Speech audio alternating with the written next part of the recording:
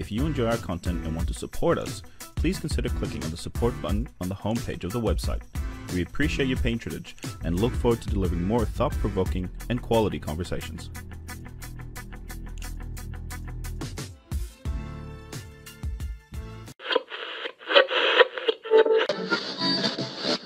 West, y'all.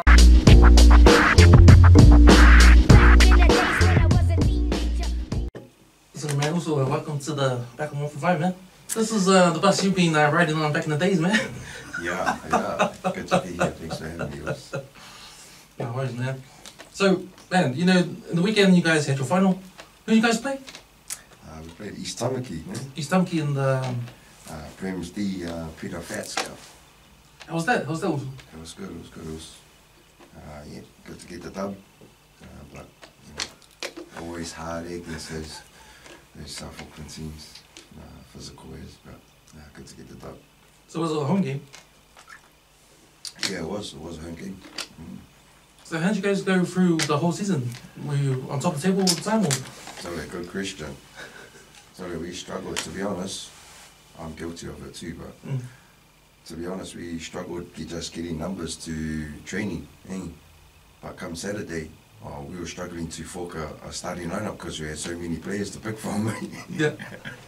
So it was a bit of not turning up to training season and just turn up on Saturday but still win the games. So, you know, so we kind of just built the season on that, to be honest. When you get to a certain age at this club, like 35 and over, you don't have to turn up to training, you just turn up on Saturday. So, how long has that Peter Whare Cup been going for? I think they just started it 3-4 years ago, so it's fairly fresh. It's fairly new. Yeah. And that was because there was too many players. No, it was because they what they wanted to do was they wanted to, I guess, make sure everyone was getting some incentive. I guess because they were just having like top four, and that was it kind of thing. So I think where we were in the middle four because there was only a top four, bottom four back then. You see, right. But I think that's where the Peter Fits came. And I'm pretty sure it's only been running for 4 years now, something like that. So does every club have the team in that cup, or yeah? So a certain amount of clubs. No, so it's basically just sort of a cut off from the main season, which is the Galahad Shield. You know, because I mean, gone are the days when it used to be just one comp. Now I think they start from pre-season. They have a Wakanathan Cup, and then a Allen Patrol Cup or something like that, and then the Galahad Shield. But from there, you know, they still have their top 8, you know, kind of thing. So from their top 8, they're now gone top 4, middle 4, and bottom 4. So they've basically just introduced a new cup for a new comp kind of thing. Oh, yeah. You know, so pretty much all the teams in the season, although you don't make the top 4, you're still going to make a middle 4 or a bottom 4 kind of thing, you know. And have your own competition? Yeah. So you're still going to get a chance to win some sort of silverware, you know, for your club, I guess. I think that's pretty good, you know, because you get the same old clubs like, and a perfect example is ET, East Tamaki and Manukau. I mean, Manukau Rovers winning, you know, Galahad Shield since 49 years ago.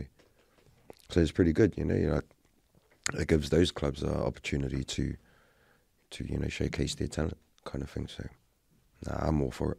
Yeah, that was a big deal, the Manukau Rovers winning that last minute drop goal. Oh, no, it was a penalty, It was a penalty, Yes, it was a penalty goal. But, so, what was their pathway then? What was the Manukau Rovers pathway? Were they just in first grade the whole season? Yeah. So that, you know, they've always been in first grade. But they've just always been in like bottom 4, to be honest, you know. They've never, like, 49 years since they last won the Galahad Shield. So they've been in the bottom 4 for so long, you know. And then this year, from what I know of, a few counties boys came over this year. And they sort of had that combination established already. And they were just dominating right from get-go from the beginning of the year. They've been in that top 4, top 6 since the beginning. So, you know, I mean, shucks, what an ending to their fairy tale, eh? It's pretty awesome. Yeah. Yeah, so. Does it feel like a change in these bottom teams coming up? Because Eden won that other year. Yeah, Eden won last year. And then this year, they dropped. A lot of their boys went elsewhere, Yeah, no, definitely, man. Because like it's good to see teams like South Auckland, like East Tamaki, Manukau, shining on a big stage, because it's the same old teams, You get the same old four, Marist, the Pikarangas, the Ponies, Grammars. So to see Manukau up there in the top four and making a grand final and winning it, it goes to show that, man, there's some worth out south, if they just get the right coaches behind them, which they did. Apparently this year they had some heaps of influence from guys like Frank Bunce, stuff like that. Yeah, so which is good. It's good to see those famous heads going back and giving back to their club. Kind of thing. It's cool because when you see them on the paper, like they're all Pacific Islanders, but it's Manukau. So. Yeah. Well, that's it. But they get their time to shine and Eden Park and. Well, just I might throw in there they had a Kirsten halfback, but and he stays in West now. But no, they're taking nothing away from Manukau, man. They've been the most dominant team, to be honest, this year, and sure the underdogs for real. And it was good to see them get the dub on the weekend. The weekend before that, they actually won by a penalty kick as well. Yeah. Oh, the semi-final. Yeah, the semi-final against Varsity. And to do a repeat in the grand final against Ponsonby, man, it's a big deal, eh? And I heard they were doing some burnout, so they had all the bikies. I saw the video. I think it was Joey put up a video. Yeah. Doing the true South Auckland style, eh? the bike. Get the bikies out there. I also saw your cousin Roger do a little stab on the chat saying, "Oh, what minute beat those Manukau guys during the season?" It was probably, I think, 3 or 4 weeks prior to their semi-final. Yeah. Oh, right. And I seen that comment too, that Roger. It's all right, we beat them during the season. But yeah, like, man, they were dominant, man, right from get-go, and just to see them top it off with a win, and get their name on that trophy. And 49 years, so it's a long time, It'd be good for guys like, Frank Bunsen, that ex, Manukau Rovers guys, seeing the talent coming out of South Auckland, so it's good on them. Where did Waitamata come in the first grade? I think they they just lost. So they lost their final on the weekend against Marist by 1 point, 27-26. So I think they ended up, probably 9th, this year. Oh, yeah. Yeah, so they definitely weren't in the top 8, if I can remember, yeah. So yeah, they just had an up and down season, to be honest, this year. It was sort of like, not so much like us, boys not turning up to train, but injury. A lot of injuries this year. Young team, mate. Are they? Oh, yeah. Well, when I went back this year, all baby faces. Literally kids just born as I finished high school, kind of thing. And it just like made me realize how old I was, eh? Yeah. Because when was last time Waitamata made it up there top 8 in the playoffs sort of thing? So last year, I'm pretty sure the last time we made it in the grand final was 2008.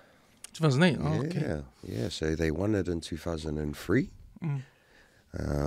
Guys like who was there? John Senio, Ray Tuwaiti, DJ Forbes. So anyway, they won it in 2003, and then the next year, the next 2 years were pretty bad because they got relegated to second division. Oh yeah. Yeah. Shucks. I was playing 21s and Colts that time, and I debuted for Prems in 06. And in 05, they were in second division. Sorry, 05 I debuted. And, man, we had a stacked team that year. And we came through and won the first round of the second division. And we got promoted. Promoted up? To the first division of the last round. And we went through that whole round and we made the final. That was the first year, so 2006. So that year, you guys, Waitamata got relegated. Was it just a whole new team? A whole new... Yeah, it was. All guys left? All the guys left, yeah, pretty much. All the guys left that year from 2003, because if you look at that 2003 squad, man, they were all on their way anyway. You know, you could have guys like I said, like John Senio, Craig McGrath, Paulie McGrath, you know, these guys were on their way out. So, yeah, them, and then I think the next year were just kind of one of those eras, you know, just nobodies, you know, kind of thing. And then 2005, I was fortunate to be in there with guys like Mani Toiloa, Whaimara Tupo, you know, Michael Vaughan, you know, old heads, but still in their prime kind of thing, you know. And then, yeah, like I said, we went through 2006 and made Gallagher against Ponsonby and lost. And then the next 2 years, we made final against Ponsonby and lost 3 years in a row. 6, 7, and 8. 2006, 6, 7, and 8. Yeah. I think the highlight out of those years would probably be 07, when they introduced a guy called David Smith. Fresh kid straight out of Avila College. Even know where he ended up. Man, yeah. And He was an exciting player. Like I remember when he played for Auckland, that's the first time I saw him. yeah, Oh no, I think he played Sevens, He played for Auckland. he did. The Sevens comp down. Yeah, so he came from Mags. They chucked him straight into the sevens for Auckland, yeah. That's when you first heard of him and seen this kid, yeah. Yeah. And then from there into the ITM Cup or the NPC they had back then. I think it was Mitre 10 Cup then. Yeah, he was the man. And Who was the man, right? Little pocket rocket. he was. I remember him in his interviews. I was going to give it a crack when they asked him, "You going to make the All Blacks? You going to go for the All Blacks?" I'll give it a crack. Yeah. That's what we nicknamed him back then. He was Mr. Crack. Mr. Crack. Just going to give it a crack. Solid man, but man, I had some mean memories of that guy. So in 07, when, you know, we were fortunate to play against this guy, he marked a guy called Dave Nafor.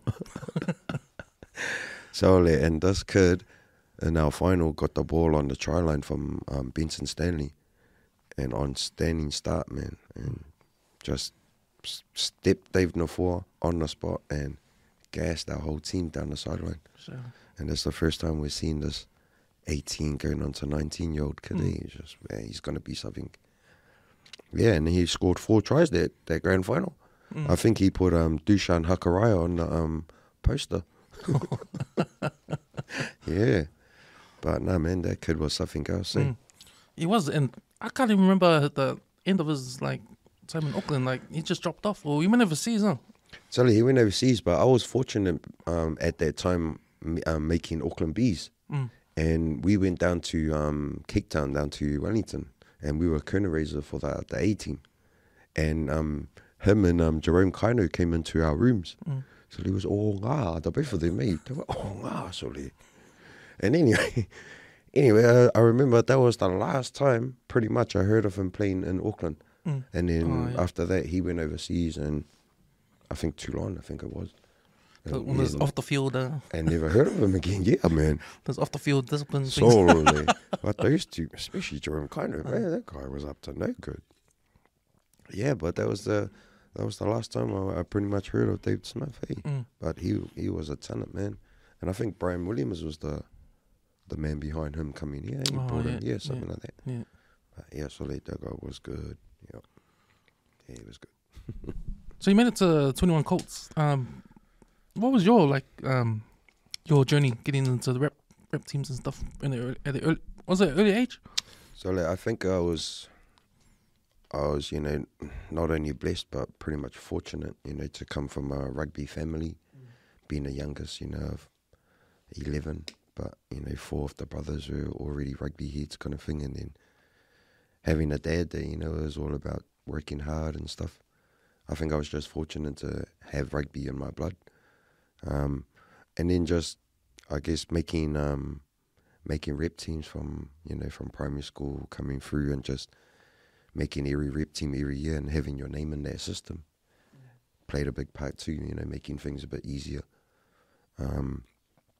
Wasn't easy though, you know, as much as it was, you know, seemed easy, it wasn't easy because you still had to do the hard yards, you know, kind of thing.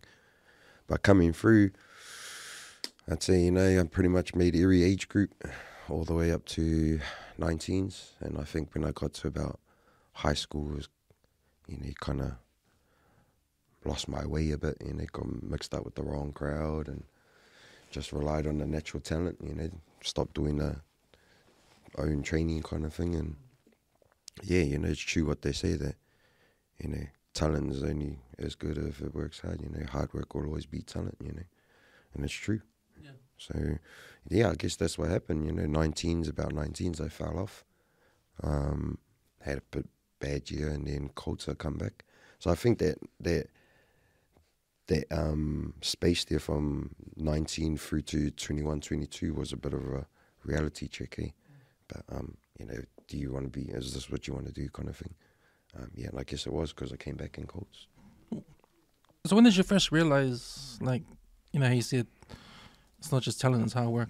When did you first realize that was the truth? Man, I think pretty much after high school.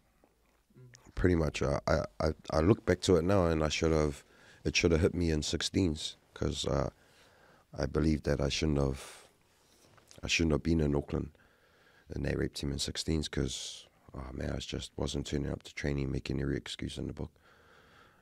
But because I was good at my position, I was fortunate to still be in a team. But I think I should have realized it then, which I didn't, because I was still making the rep teams, you see, just based on my game, my performance, But my attitude was, that typical teenage. My attitude was just, not good, eh? So that making the teams just on your talent just made you think, okay, I want to make teams every year? Yeah, okay. For sure.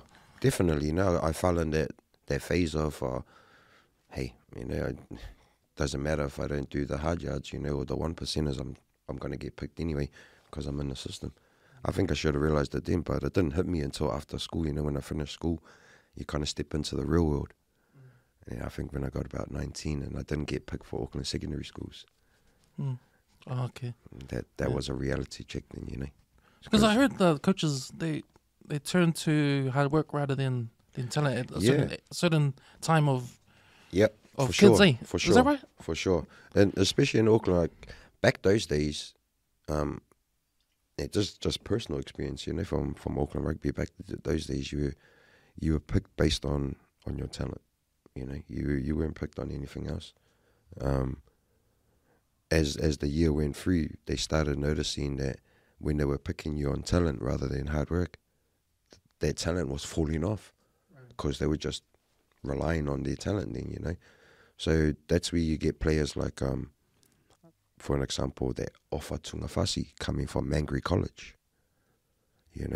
Back then you would pick a guy like that because of his size, not his hard work.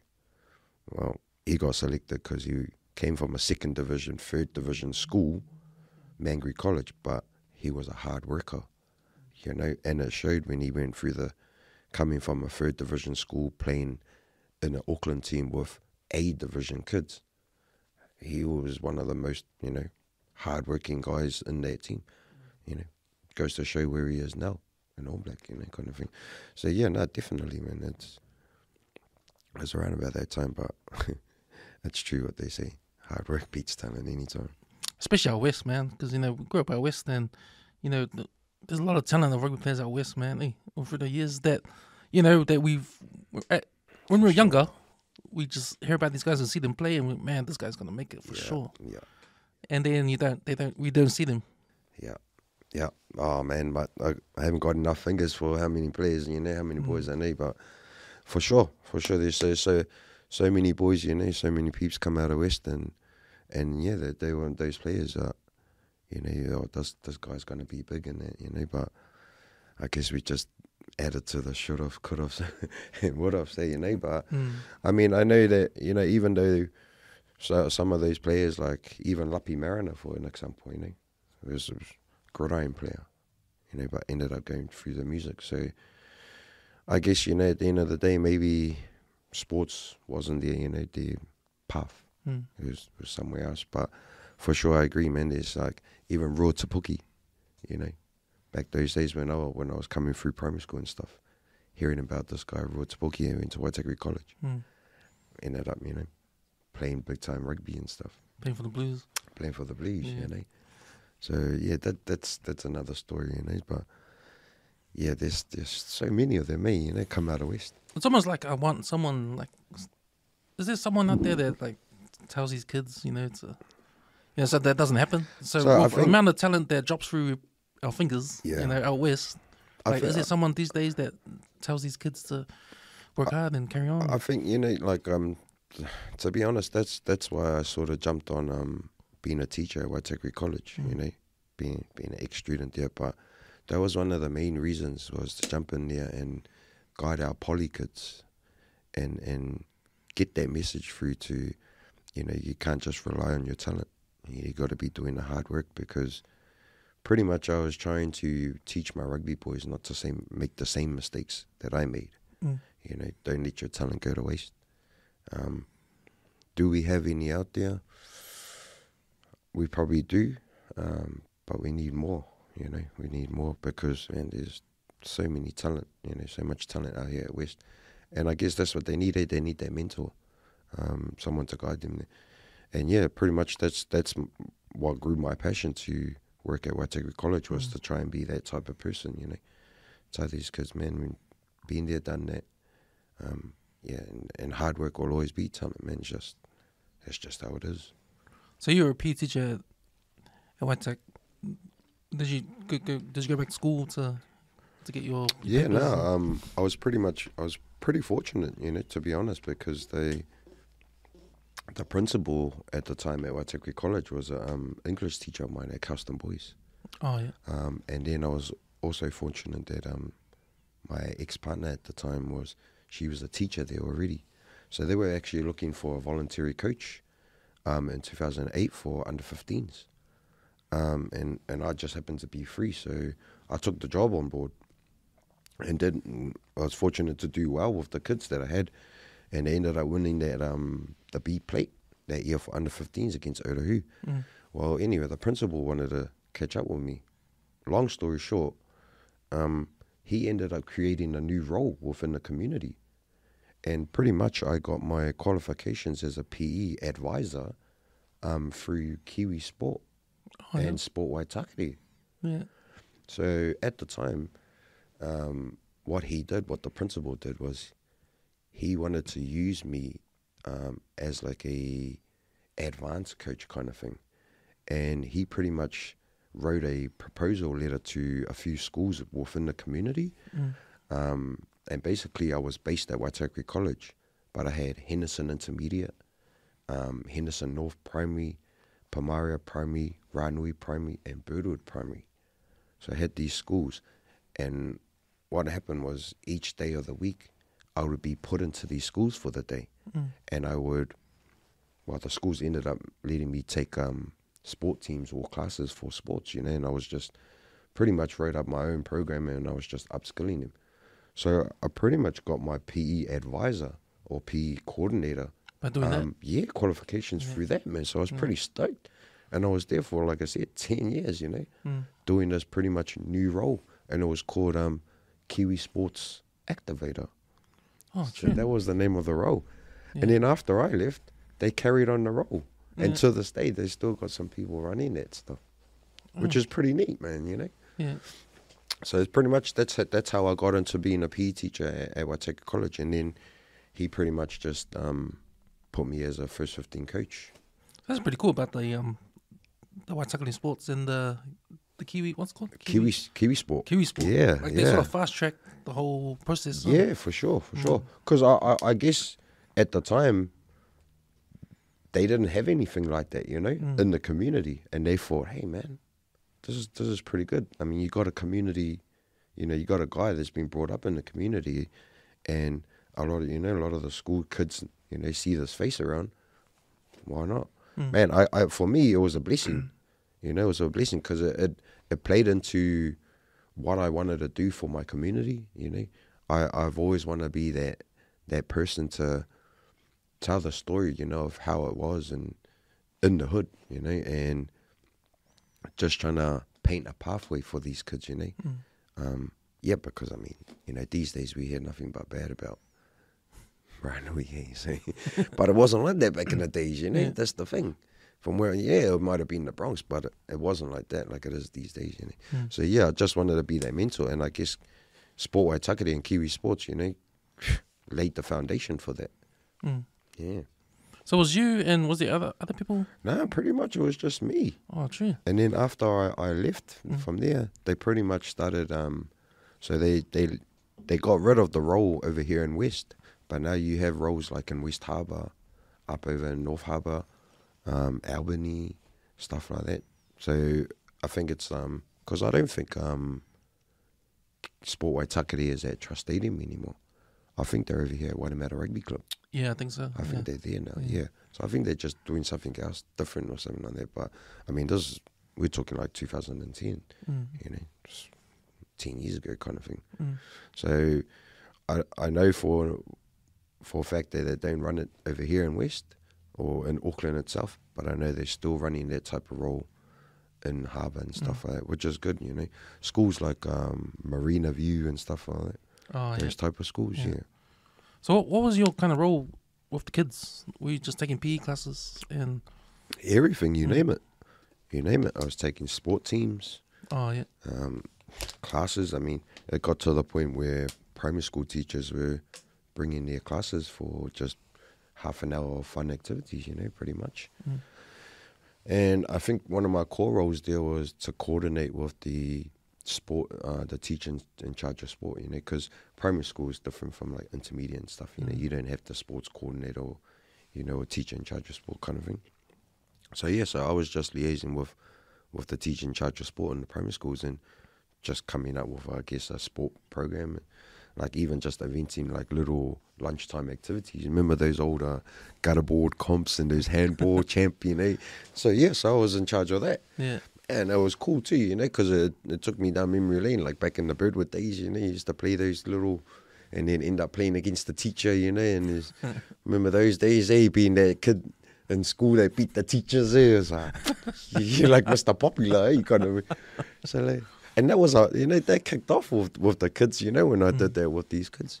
So pretty much it was that, and then you go into intermediate where you kind of have your own sports coordinator kind of thing, and that was more just working with the sport teams, getting sport teams ready for whatever they might be into class or into school comps kind of thing.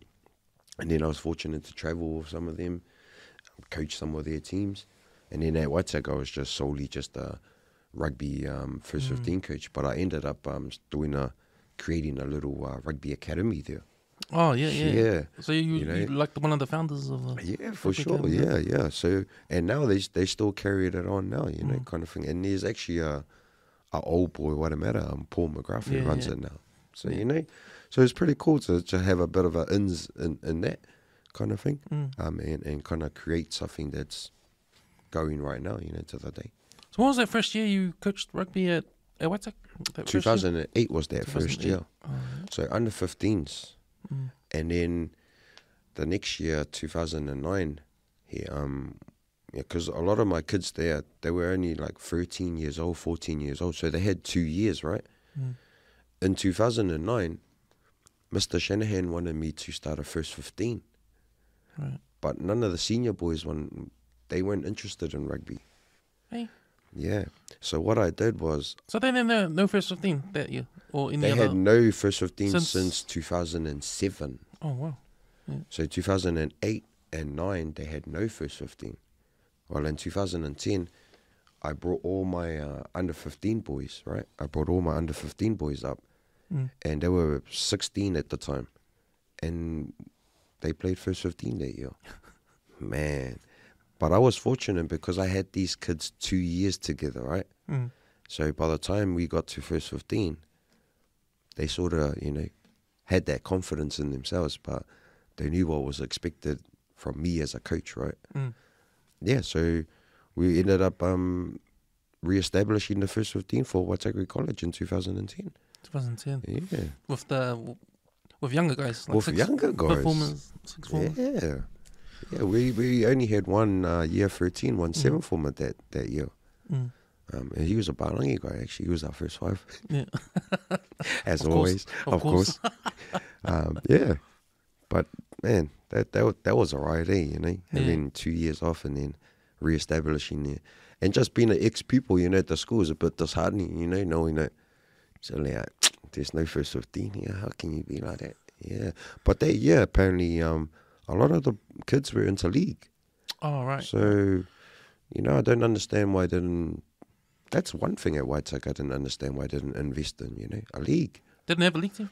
Well, they had, I think back then, those days, they had like a grade, a weight, you know, but they didn't have like a first 13 or so. I mean, I think back to your fellas' year, like, even with Shimaika and that, you know, and Tovia and I remember those guys playing with Wax, playing in I think it was a grade team or first 13, yeah, league. And that was the last time I ever heard of a league team at Waitak, right? But I mean, there's so many league players out of that school, eh? So I think that year, 2008 and 9, they just had dominant, it was just league boys. And no one wanted to play school, they wanted to play club. Yeah. So what does the academy look like when you guys, how do you guys start that? Solely. Like, was it just you at the beginning? Pretty much it was just raw, to be honest, man, Cams. It was just, you know, straight. I guess for me it was, once again, I was fortunate to be, you know, in rugby right from birth, I guess, you know, and pretty much all I did, man, was just pour in my experience that I've learned from coaching and being taught and stuff, you know, and I sort of just created my own little program at Waitak, you know, because it was pretty much just, here you go, this is what we, you know, what we have, up to you what we do. So pretty much it was just all my experience from what I learned from, it'd be probably a ball drill to, you know, stuff off the field, mentoring these kids how to be, you know, a better man or better person, you know. So yeah, it was pretty much just my own knowledge, man, and my own experience poured into it. All I did was training, you know, the simple factors like, yep, training in the morning, so they knew that strength and conditioning was in the morning. So you just make up a, you know, a program kind of thing there. And then you had the old, you know, first 15 and that training kind of thing. But there was also, we had something called a breakfast club. So the breakfast club was where they kept up with their academics. So, you know, in order for us to have a rugby academy, they had to make sure that these kids were, you know, staying above their grades. So we introduced this breakfast club. Now, and how does that work? You get a tutor? So you get a tutor there. Yeah. So we always had two tutors there, which was pretty cool, you know, because they helped the kids, you know, kind of thing. But we have two tutors there, and they're pretty much all the boys you see on that day out on the field are pretty much all the boys that are up with, you know, up to scratch with their grades. Man. But it was hard case too, because you always get the same old guys here in the class, you may looking out the window like, I want to be out there with the boys.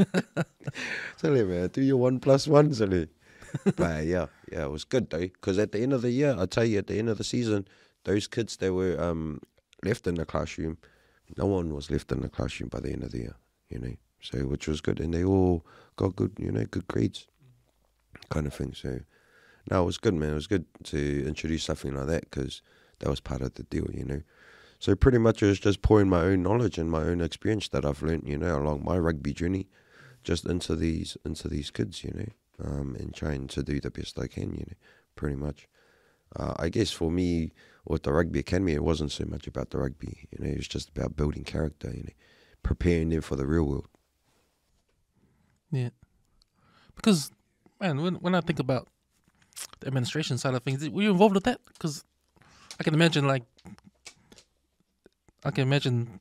telling the competition, "Oh, we're back in."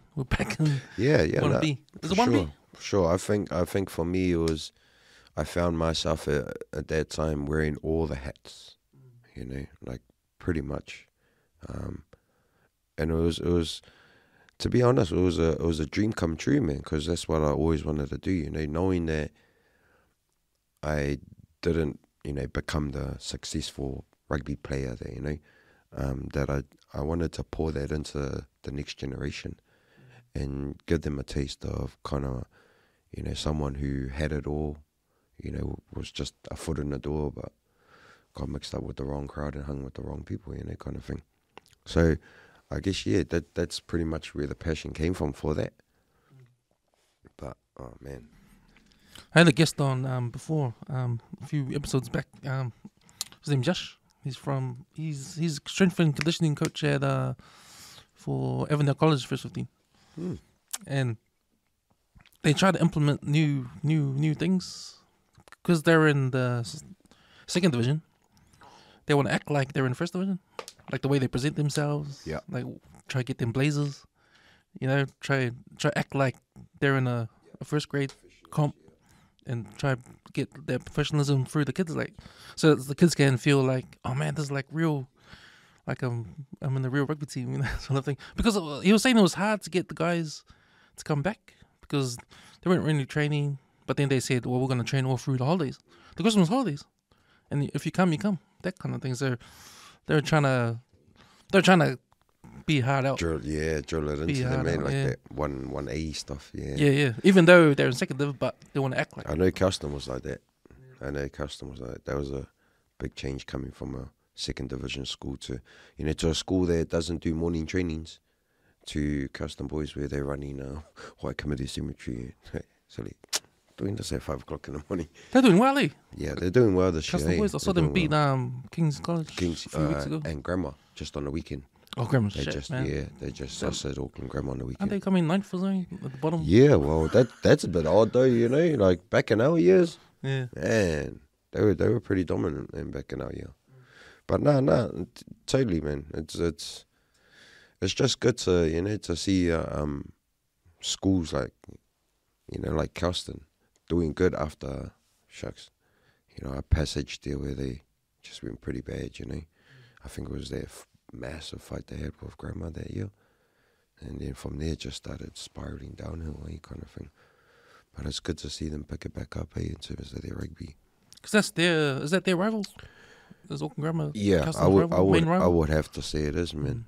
I mean, yeah, just I can't think of any other school that's had the closest battles with them, and always been in that final with those guys. So I mean, I just think back to like guys like Sharks, like the Tutawakis and that, when they used to have those battles, the Benartingers, and those were some mean battles, man, Grandma.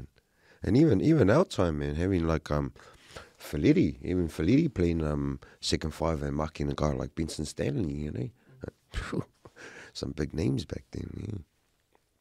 No, it was good, man. It was good. So back at Waitak, the first year, how'd you guys do? Oh man, what me? I mean, the first year you were taking the first 15. That time, 2010. Oh man, we actually that year I was, to be honest, I wasn't really worried about winning the season or making the semi-final or quarter-final. It was just the fact that the kids were at least 2 years younger. I was just proud of them that that they wanted to step up. But I think the goal I put forward to the boys was just winning every game we play, just doing whatever it takes, winning every game, and I think that year we were fortunate enough to make the plate final. First year, we lost to Dilworth, but we if you asked us at the beginning of the year if we were going to make it, we would be like, nah, you're right, you kidding? But we made the plate final, and to play Dilworth at Eden Park that year, it was awesome. And I think that inspired the boys, to come back next year, stick together, because then the next three years they stayed together, man. Because that first year would have been if they're fifth form would be a lot of them, huh? Yeah, they were a good solid 3 years, the same guys. Yeah. So the third year, how was that compared? The third year was good. Like every year was a progression, right? Yeah. And in the third year, we ended up making the top 6 of the first round, the cup. So we're talking about quarterfinal. We played Dilworth again and lost. But it was a progression, and it was good for the school too. It was good for the school, and because that year, that first year we came in, the first year we came in, we were in second division, third division. And I mean, like, you know, we made the plate final. And then the next year we got relegated up because we had so what they did then was they had the bottom two teams play against the top two teams. And we played Howick. And we were fortunate to win by a drop goal that year. And we went up. But it was good because I look back to it now. We never went back down to third division, you know. So that's what I mean with the progression with these kids. They ended up, you know, maintaining and staying in the second division. The next year, we make the top 6. So, yeah, it was good, man. It was good. Excuse me. Yeah, no. I think, I think their first year would have to be the best year, you know. Just getting out of third div and putting Waitakere. I mean, you know, I think there was only 1 year, 1991, then they were in A grade, if I can remember right. But, you know, coming out of third div, man, where we've never been. Yeah, no, it was massive, eh? It was massive. And then just making second division was like we were in first division, you know? So, yeah, no, it was good, man. So back then, you were still playing? I was still playing, yeah. then? Yeah, I was. So I just debuted for Prem's Rugby 2005. And then, I had, those were probably my prime times, 06, 7 and 8. But I ended up coaching at Waitakere 08. And then having the 2-year experience with the boys, it was getting a bit too much, you know, just work and life, trying to juggle that and my own rugby. So I ended up sacrificing one thing. It was either coaching or playing. So I ended up sacrificing playing. And yeah, I left Prem's Rugby at 010 to coach, to pursue the coaching. And then I think when I look back to it now, it was probably the right decision because, man. How come? I just, having the first 15 play at midday and then having Prem's playing at 2:30. You know, just you were either going to crash and burn sometime, or you know you weren't going to give your best to either one. You know, and I didn't want to leave the kids halfway through the game to go to my game. You know, kind of thing. It's just I didn't want to feel like I was letting them down, kind of thing. So I decided, you know, I'm kind of getting into this. Rugby's always going to be there, kind of thing.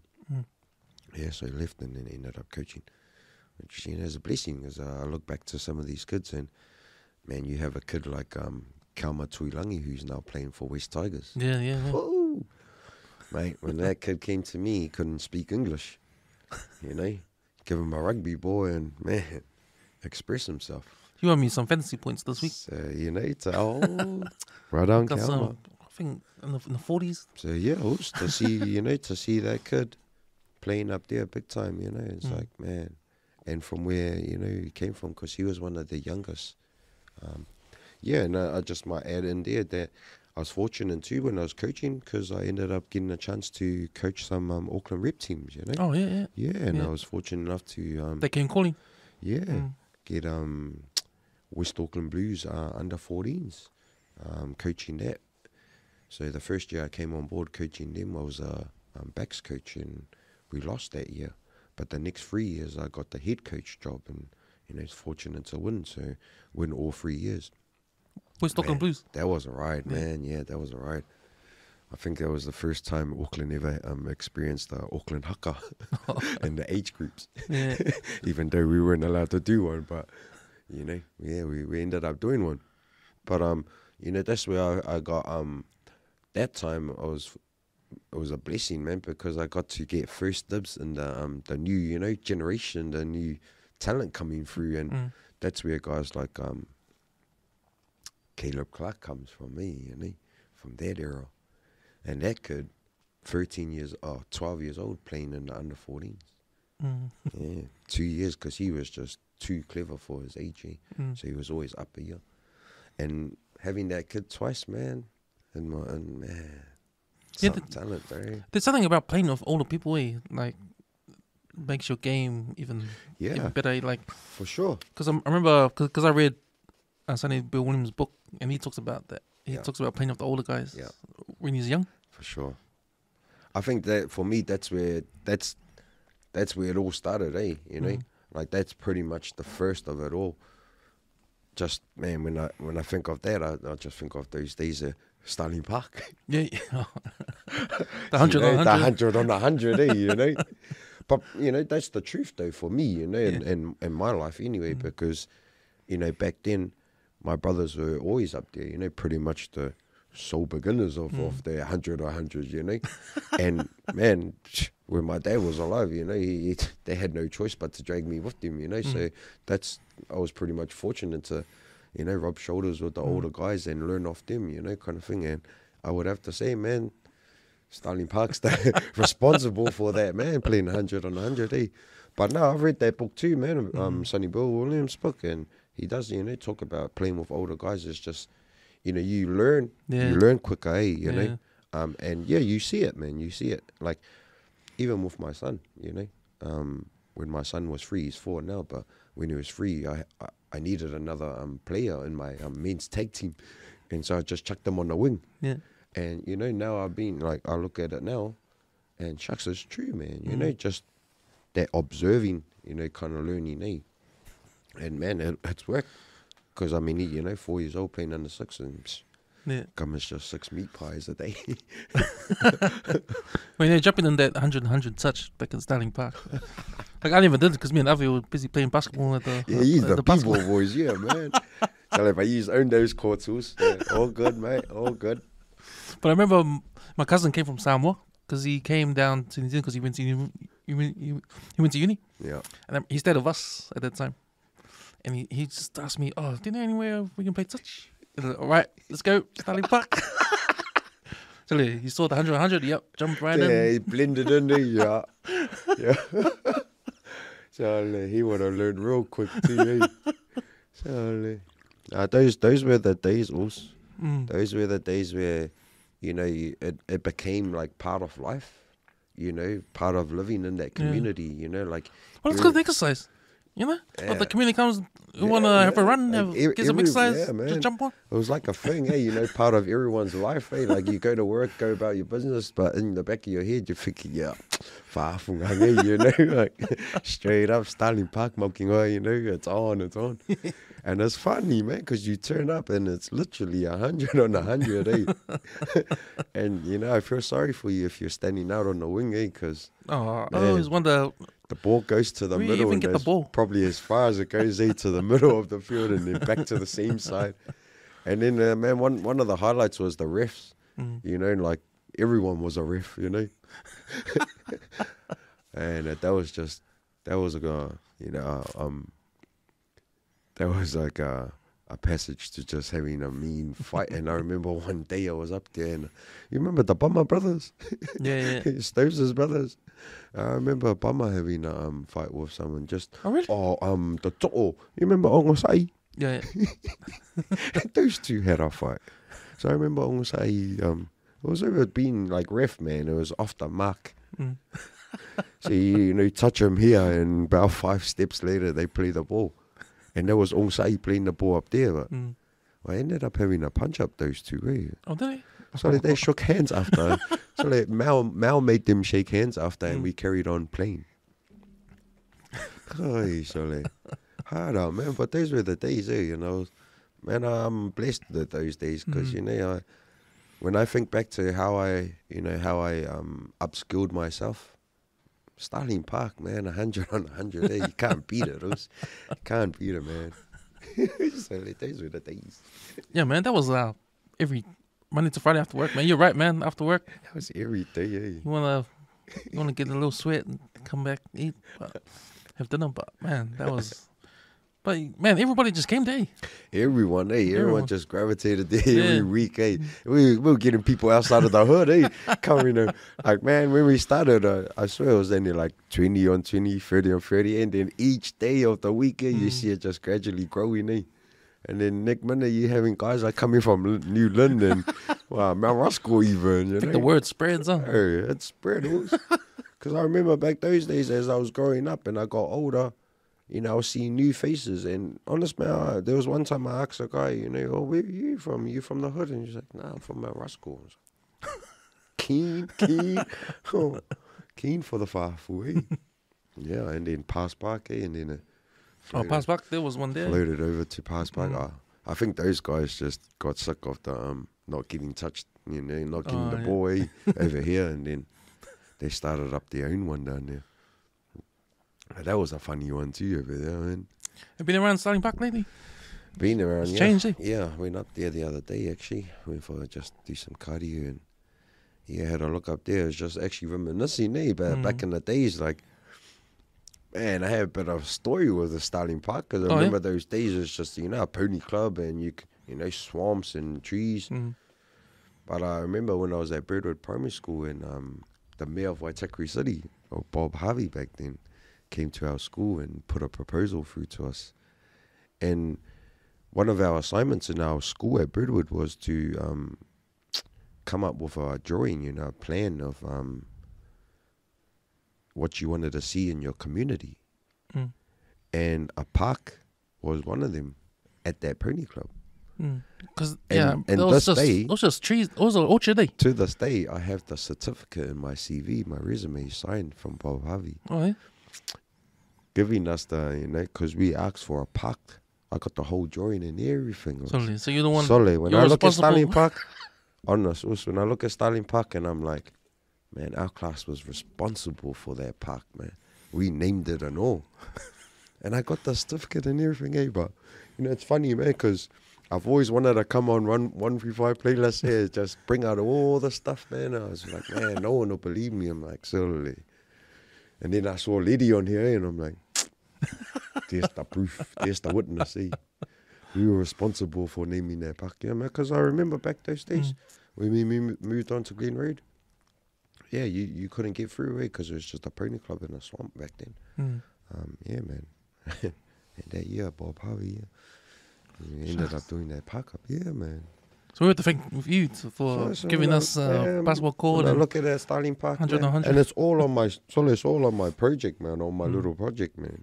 Joy there, it's got the little skate park even. It's got the skate park even. So. Yeah, man. I was confused when they made the other park down the bottom of Waitamata Drive. Yeah. Oh, is it? On the other side of Birdwood, Yeah, no? on the other side. No, Like that little flash court in there. I don't know why they Yeah, couldn't well, upgrade 'cause- the court on Starling. yeah, well, I don't know why they didn't upgrade that, but even that park, I don't know why they didn't upgrade the BMX club. You know, like, It's still there. Huh? but those are the same ramps there, you know, back those days. The only difference is they gone and put a cement, you know, layer over it, but yeah, it's just a bit strange, eh? But even those houses at the back there, you know, remember when those houses went there? So, like, because how I remember that, those used to be Bob's ealing grounds. Why? Man, that's one thing I loved about Ranui back then, my upbringing. I was always going ealing with the big bros, eh? And I remember going at the back of Birdwood Primary School and literally just walking through the creek, because there was no houses at the back there. It was only that pony club and the BMX track. Because that creek takes you all the way to my place, at the back of my place. Yeah. Comes all the way at the back now, eh? So, yeah, man, I remember those days, man. And now all you see is, you know, houses and stuff now up there. It's like, man. Especially up It's where that new changed. park is, going all the way up to the back of Messi. Yeah. All brand Chamberlain, up in Chamberlain, eh? At the back there, yeah. Because I remember back then you couldn't get through there. You couldn't go through there, but I think because I think it was the Tuitamas. Hey, the Tuitamas or whanga and that, eh? You used to stay around there with the new houses. I remember when they moved in, they had just built their subdivision up when they just first moved in. I was like, man, seeing the new changes coming up now, eh? You know, it's like, man. Which was good, man, because, you know, back then in Ranui, man, it was like state houses galore, you know. Only 2 pony clubs back then. And I think Waitamata Seagull still looks the same. Oh, that place that needs upgrading. So if there's one place that needs to upgrade on us in this community, it's Waitamata Seagulls, eh? But good on them, though, for sticking. Yeah, I think It's sad because even when I look at the change rooms and the toilets, like it's not much of an upgrade, you know. Like, oh, sad. In the meantime, they got the new the softball club. Yeah, just Starling, just up the road there. So with the whole turf field that they're looking at putting in, the turf field. Surely. Meanwhile, you got a club over here and a rugby club down the road that needs a bit of upgrading. Even the schools around there. You seen Runway Primary School? Not lately. Just seen tagging and stuff. Didn't your older brothers go play for Seagulls one time? Yeah. 1 year, eh? Yeah. I think Mel and Bob went. Because so when we moved from Central, when we moved from Morningside, from Donkroot out to West, that was the first rugby league club that they went to. That was the first sport club they went to, was Waitamata Seagulls. And I remember Mel playing those days with Matt Rua, big household name coming out of, Yeah, those guys back those days. Yeah, and then from there, I think, because the old man was a bit of a rugby head, they ended up going over to Waitamata, yeah. But nah, man, definitely old boys, eh? And then even like just going into like their late 30s and that they ended up going back. Yeah. And having That's a the jam, time I heard they went back. Yeah, and then they went back to have a jam and my gosh. Massive, massive guy playing first five, stand up, Oh, it's funny. Yeah, but those two ended up going to play together. I remember Bob and Mel and the stories about those two. Something is typical Suas, Can't get along on the field, What was the, when you were at Custon, what was the league team like there? Because they've got a good league team, eh? Jolly, As well, one fond memory about those days at Custom was you couldn't play either code, Like you had to play one code. You couldn't play. But back in our time, there was only one guy that was allowed to do that. It was Hame. Oh, yeah. Hame Lawaki was the only one that they let, But they were really strict on that. Like if you played rugby, you couldn't play first 13, and vice versa. But which was at the time, my generation that time, man, we had talent galore, So either way, it didn't matter because you just had, you had talent galore. So both teams were just good at the time, And I remember that time too when I was playing first 15 at Custon. The first 13 were dominating at the time too. So, yeah, but that was one of my fond memories, man. You weren't allowed to play, but only Hame Lawaki was the only one, Yeah, that's crack up, man. He's had a good career, Okay. So he's had a good career. And he's a story too, man, coming from Ranui, Birdo Primary and coming from nothing and, making something out of it. Yeah, and just Sharks making it on the big stage and just inspiring a lot of boys, a lot of youth out there, but especially the Tongans, because I think around about that time when Hame made Warriors, I think for me that's where I started seeing a lot of Tongan kids coming through league, especially out west. I started hearing a lot of Tongan kids starting to play league and coming through, which was good, man. It was good. Because back then it was always like central kids, coming through league, that is, But it was good to hear, you getting some talent coming out of West. Yeah, so, nah, man, he did some big things, And even to this day, man, still making big, doing big things too for the community. I actually bumped into him the other day too. Oh, yeah? It's good. Yeah. He's back here. Yeah. He's just here for a visit. It was good to catch up with those guys. These are the guys that played a big part in your childhood. The old Lawaki family. It's the old butter and bread guy. Yeah, because man, when I think about league, like a lot of my friends, they love league, and I bump into a lot of people that love league. But New Zealand is a rugby nation, but I hardly get any experience. I'm not exposed to people that talk about rugby too much. It's always league. Yeah. I think the downfall is, man, is I was just having this conversation with one of my colleagues today too. Actually, it was, like, I don't understand why New Zealand don't invest in league. Like you get Australia coming over here and taking our talent young, slapping a tracksuit and paying their subs and whatnot, league players. But it makes makes one wonder why New Zealand doesn't invest in league. Like, why would we just be dominant at rugby? Well, we're not now. No. We're not right now, Yeah. but like, why would we be dominant at one sport when we could be dominant at two sports? And that's the thing is, I personally feel that New Zealand Rugby League or New Zealand itself, just failed to invest in league talent. Yeah, I think they got to scrap the NRL. I think they have to scrap the Warriors. Yeah, I think the Warriors is a team that sucks up Yeah, a limited numbers of players, but yeah. then they want experienced players, and you get the experienced players from over in Australia. Overseas, yeah. So even calling the Warriors New Zealand Warriors, like I don't agree with that. I don't agree with that. I don't agree with that. I mean, they're an Auckland-based team. They should be the Auckland Warriors. That's right. You call them New Zealand Warriors just because of Was they the only team from New Zealand? well, it's a money thing. Because if you get the whole of New Zealand on board, they're going to spend money on the jerseys. For sure. Right? Sure. But I don't see any...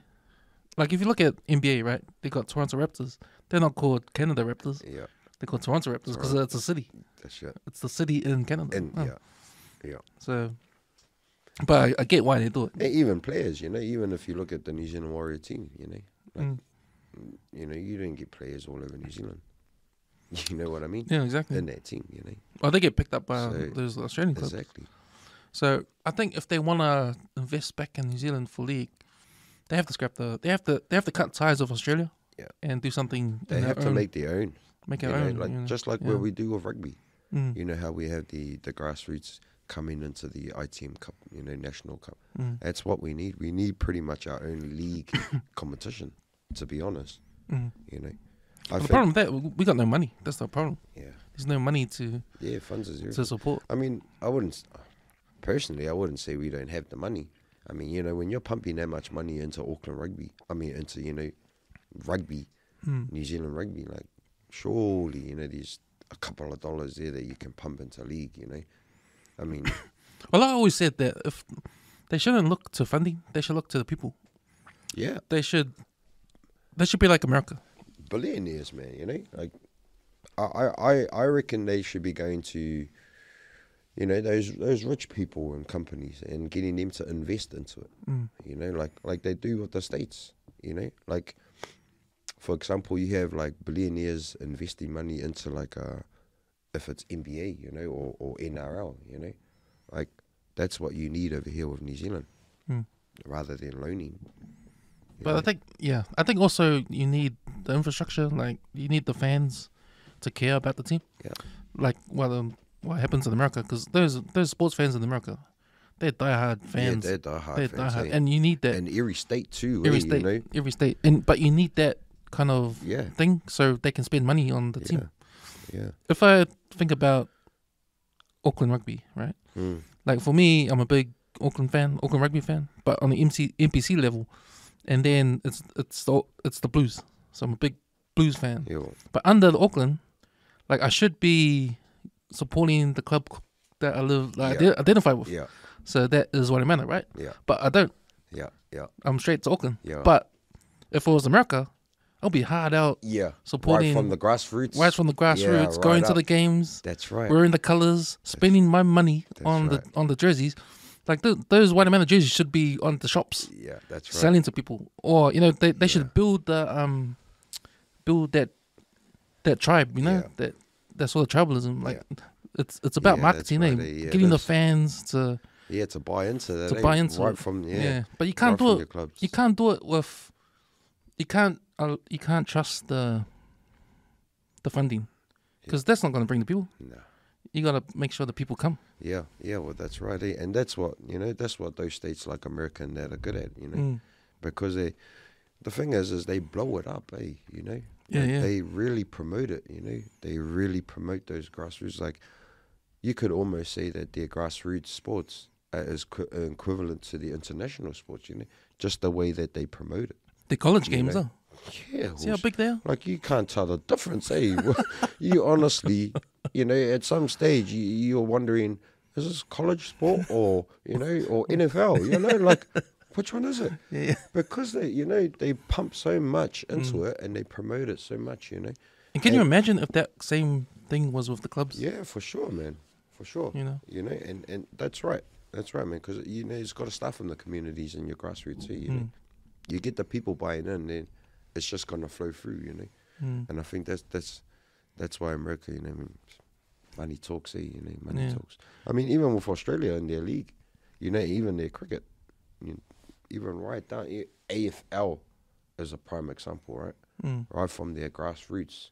These guys are wearing gears, you know, their gears are sold at shops, you know. You come over here, like you say, you won't see a Waitamata top, and you know, unless you're playing. Yeah, unless you're playing, you know. See, if anything, you probably see a Ponsonby. Hey, you know, you probably see a Ponsonby shirt at the store being sold at a retail store. So yeah. See, no, you're right, man. Because I want to support Waitamata in the way I'm passionate about the Auckland Rugby and Blues. You know, I want to go buy a Waitamata jersey and go watch the games. Yeah, for sure. The community all come and spend our money on the team. Pumping it back into your community, yeah, man. But that's the focus. That should be the focus. The people, not the relying on funding, relying on the NZR. But I don't know, because there's not enough people to spend money in New Zealand to make it happen. For starters. Yeah. But at least you can get the buy-in. Yeah, no, for real. I see, even that, like, even getting the buy-in, like, all day you be getting more buy-in and interest from outside, eh? You know what I mean? Like, even that, like, there's just something about New Zealand just being a rugby-head nation, man. Oh, have you seen all the comments after All Blacks lost, man? Have you? So it was like the whole house breaking loose, man. Sorry, man. Honestly, it's like funeral. It's like a funerals. You know, like, man, yeah, okay, I'm a rugby head through and through, you know, die hard, but tell you, man, you know, credit needs to be going where credit's due, you know, and when you get a team like Ireland that just purely dominated us in all aspects of the game, you know, and for you to be like not giving them credit, like, come on, man. But that's such a Kiwi attitude, right? You know, like we are so good at, you know, at lifting us when we're winning, and man, we're bad, you know, we're bringing our teams down when we lose, you know. But nah, man, it's for me personally, being a rugby head with the ABs, all I got to say to them is they've just been singing the same song for the last 5-6 years, you know, playing the same game plan. You can point finger at coach, but at the end of the day, you know, coach is not playing. I think for Ian Foster, I think that too. I've never rated him as a player, you know, but at the end of the day, he's not the one out there playing, you know. I just think that they're just playing the same readable game plan. And then the other thing is, man, let's be honest, there's some boys in that team that shouldn't be in that team. So you think from a coaching perspective, the ABs, do you think it's just a personnel problem and the coaching problem? The coach has a problem of not having the right game plan, and then you've got the problem of not the right personnel. Yeah, for sure. For sure. I mean, yeah, for sure, man. Because, I mean, you look at our game plan for starters, right? And you look back to 5-6 years ago at least, and it's the same game plan. You know, it's the same game plan. Like, you look back then and you look to the game now, and I bet you could tell me what Aaron Smith is going to do or where he's going to pass, you know, because it's the same game plan. So they haven't changed that. And the fact that these Northern Hemisphere teams have caught up to us and Ireland has surpassed us, you know, in a way, and we're still not waking up to that. You're right, because I noticed about Aaron Smith, he's not an attacking halfback. He's not attacking. When does he run?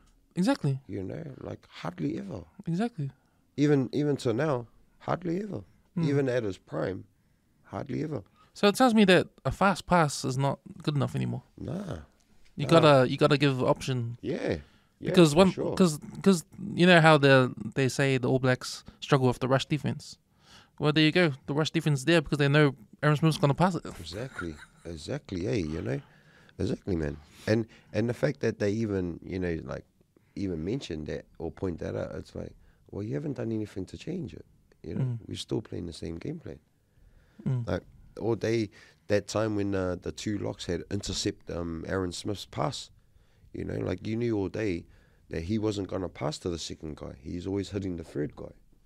You know, so we're too readable now, you know. And I feel that Ian Foster should have been that person that after stepping in from Steve Hansen, he should have changed the game plan, you know. It's about like playing chess, you know, always being one step ahead. And, you know, if you're the coach of the All Blacks, you should know that you always need to be one step ahead, because if you're being labelled as the best team in the world and everyone copies what the All Blacks does, then wouldn't you want to be one step ahead all the time then? You know?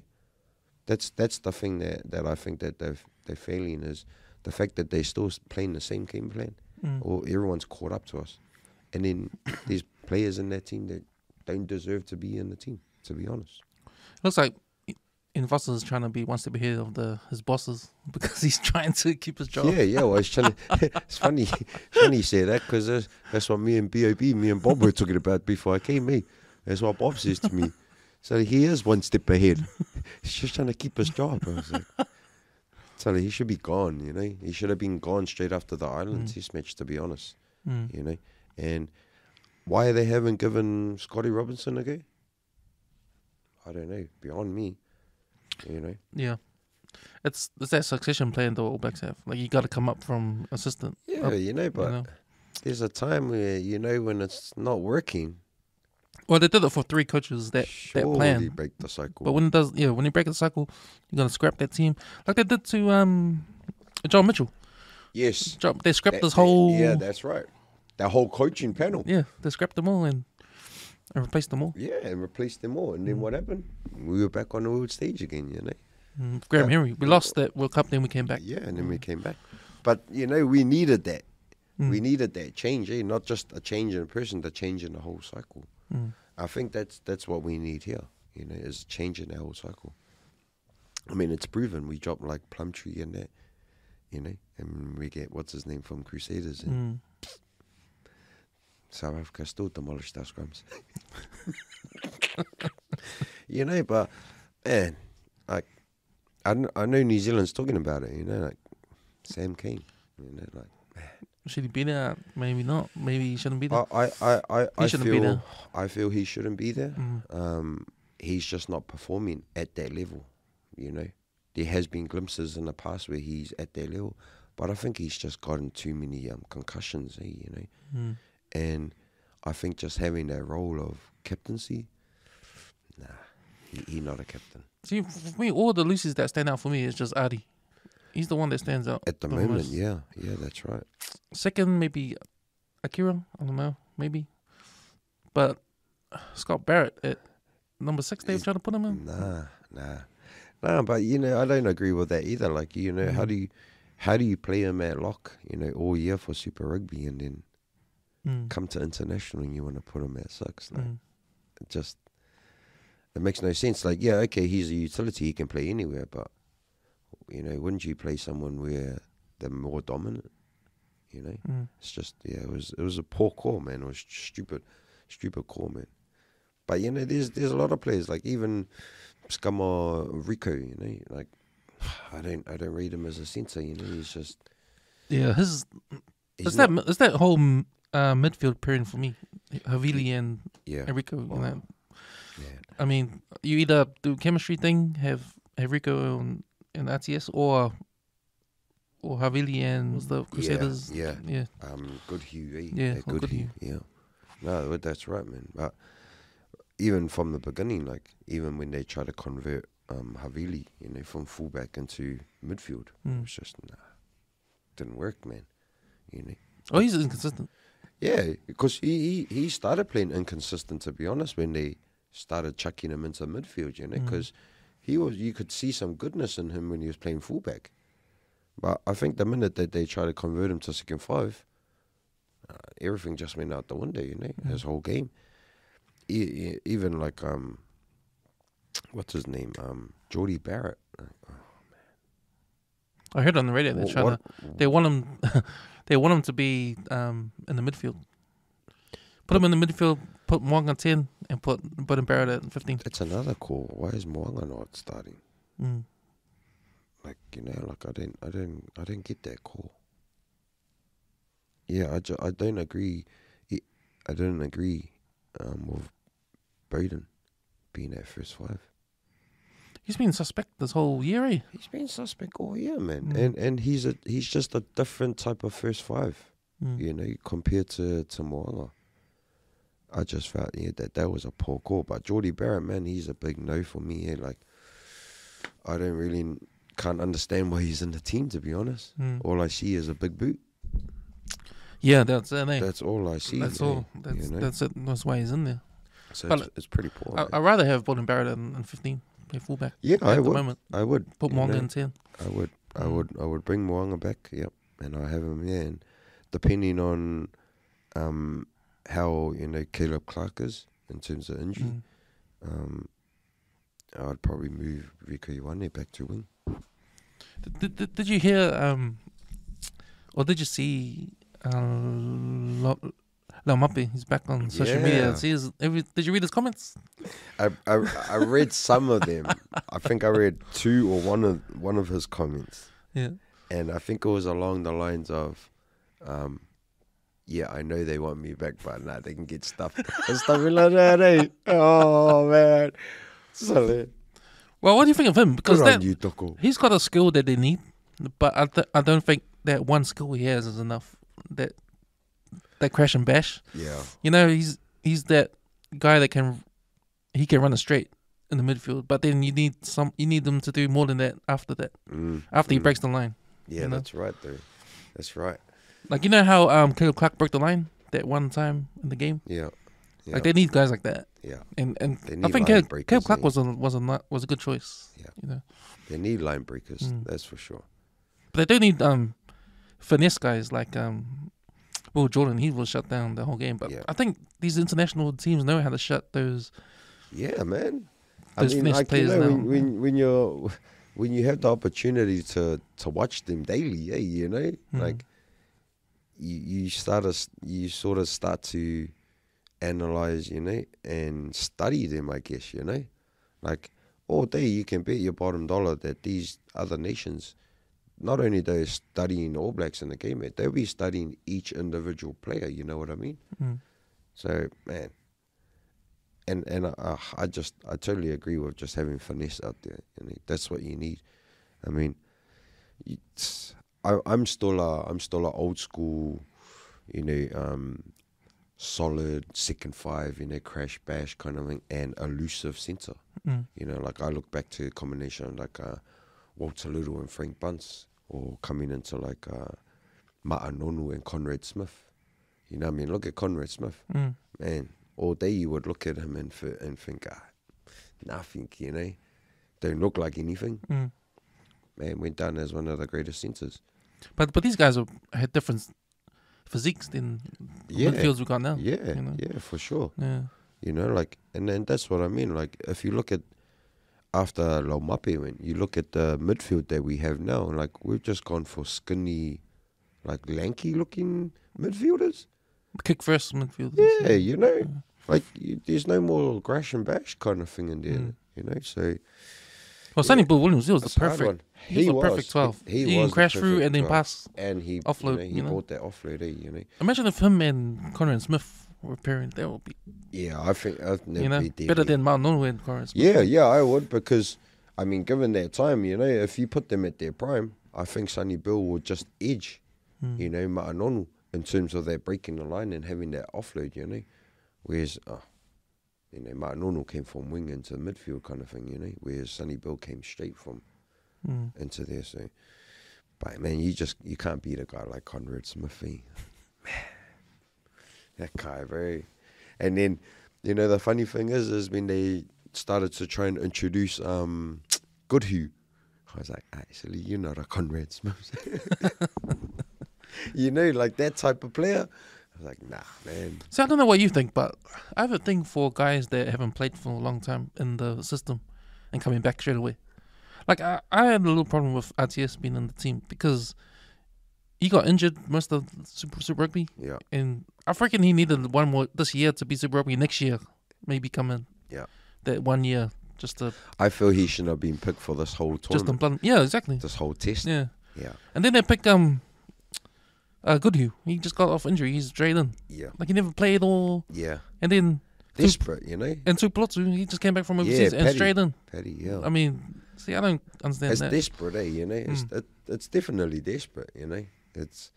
But I'm not, you know. I'm on the same boat as you, so I don't agree with that stuff too. Like with the RTS situation, being injured, you know, most of the Super Rugby season, I feel that, you know, he's not ready for that international level.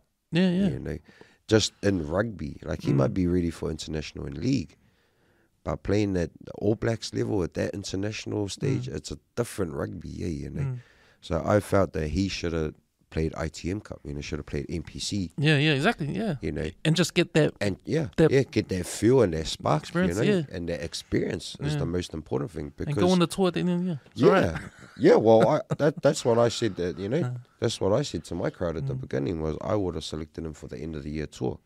I would have left him to play the whole Super Rugby out, you know, and fold into the NPC, and then wait for the end of the year. I wouldn't have chucked him straight in. You know, that's fast tracking. You know, that's the thing with I feel that's happened to Rico Ioane. You know, because putting him on fame at a, you know, real early, and you know, like it got to his head. Because remember that time there was a stage there where he got dropped because of the way he was scoring his tries. Remember, and they dropped him, you know, for that attitude check, you know, kind of thing. And then he came back, you know, and made the team again. See, I don't mind that. I don't mind that attitude stuff. I don't mind that showboating. Because that's, you know how we talked before about getting the fans involved? Getting the fans to buy in? Yo.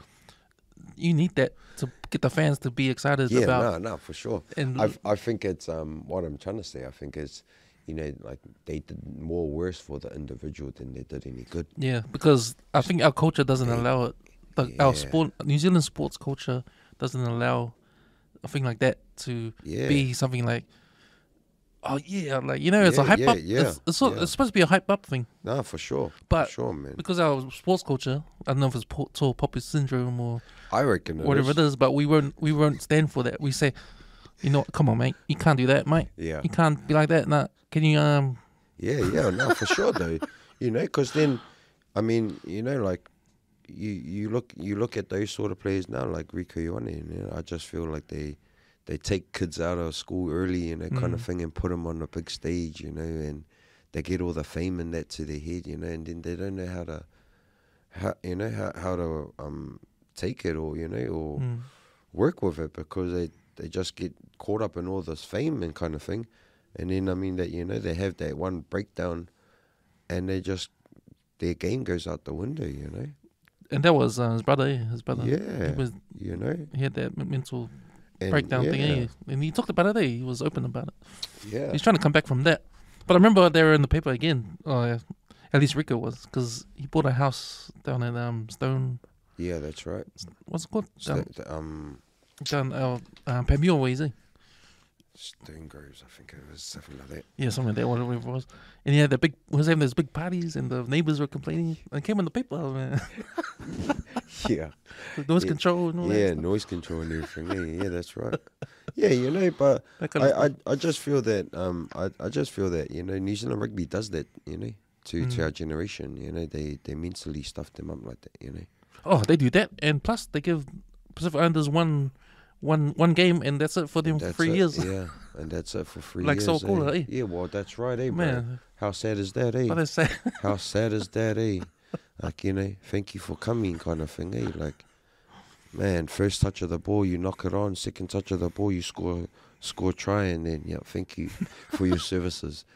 Hey, you know, like, man, and that's true as, eh? You know, that's what New Zealand rugby do, eh? You know, and it's sad to see that, but, you know, with RTS, he should, you know, played that season out as Super Rugby and then filter through to NPC kind of thing, you know, and seen that out, because I think it's just gonna wreck him, you know.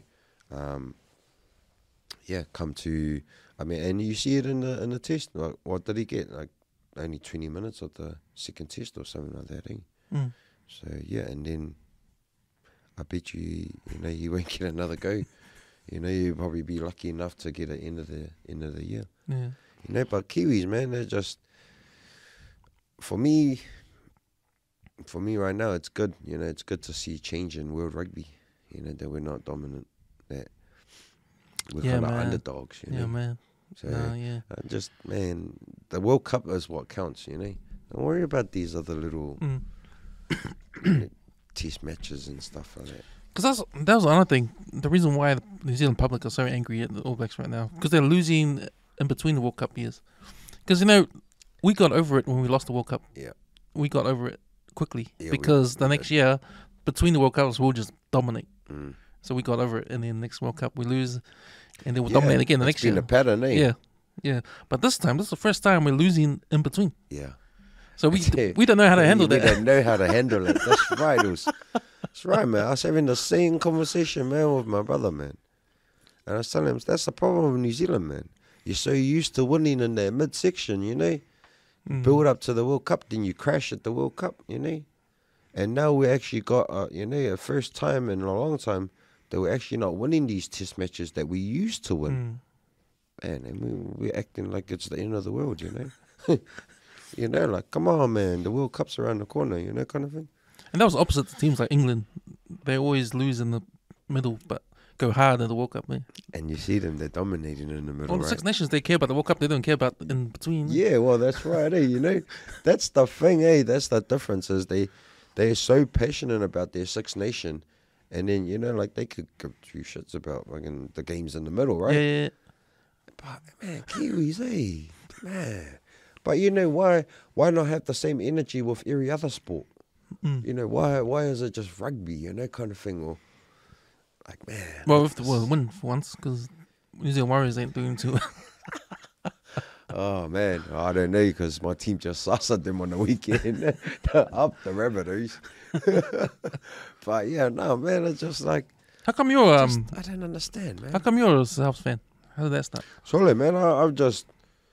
When I started watching league back then, and I just I jumped onto the first team that I saw the game, and it was the Raiders versus Rabbitohs. Oh shit! Yeah, that was the first game I ever saw. And you just picked went with the and winner. I just went with the other team. So like, they actually got sus that year, you know. But I just went with the other team, and yeah, I just stuck with them ever since. And yeah, because I'm one of those just stick with a team, you know. I don't jump ship, you know, anything. Yeah. Like yeah, so I just ended up staying with Rabbitohs, and that's how I came about, man. You know, and because I was so much of a rugby head, you know, I'm not so much of a league head. But yeah, no, that's how I ended up, and I think from there I just ended up supporting New South. Oh yeah. Totally. But those years we won the fights. I mentioned on this podcast in another episode how I got to be Blues supporter, New South Wales. It's because of Sunny. Because I remember, because I'll tell you the story again. Because he was in my phone class at school, and I never followed league or anything. I didn't even know what state origin was the first year when I was third form. And when I came around, all the boys were always talking about state origin. And when I went to class, your brother told me, who do you support? Yeah, because I already. What? I don't know. What? I don't know. And I asked her, what? State origin, who's your support? I don't know. I don't know what you're talking about. And he said, maroon or blue? You better say blue. Okay, blue. Right, you're blue. From that day on, yeah, I'm blues. Blues, He was telling me a story the other day. I was cracking up, man. I was cracking up. So I was like, sorry, wait until I jump on the podcast that I can bring that up. But yeah, man, so that's how I ended up Rabbitohs. I just ended up just, one of those guys, just stick with a team. Win or lose, stick with my team, yeah. And then the Blues, I just ended up supporting it because the old man was supporting the Blues back then, Oh, yeah. Just ended up supporting them. But Bob and my old lady are the Queenslander supporters. Oh, yeah.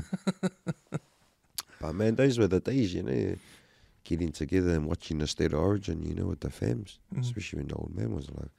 Surely guarantee that we will be up waiting for that game, mate. And then, yeah, guarantee you'll be a TV or something, something thrown out the door, because the team's lost. Yeah, and sure enough, always had to be the Blues.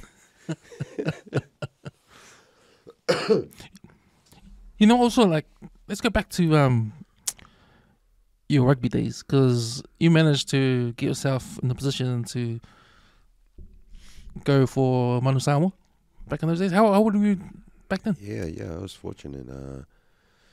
Shucks, 2010, I would say I was probably, I'm 38 now. In my late 20s, I think it was. Mid-20s, late 20s.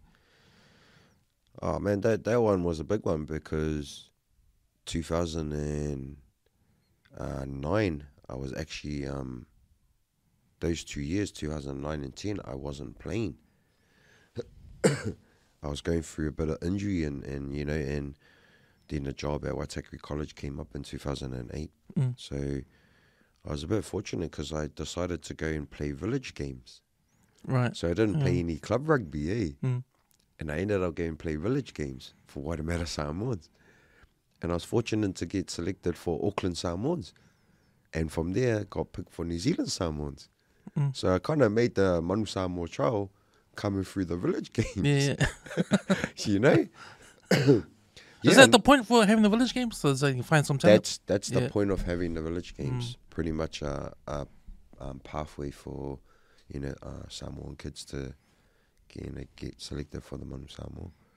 And the same thing with like Tonga and how they have, you know, those Auckland Tongan comps, and it's the same scenario.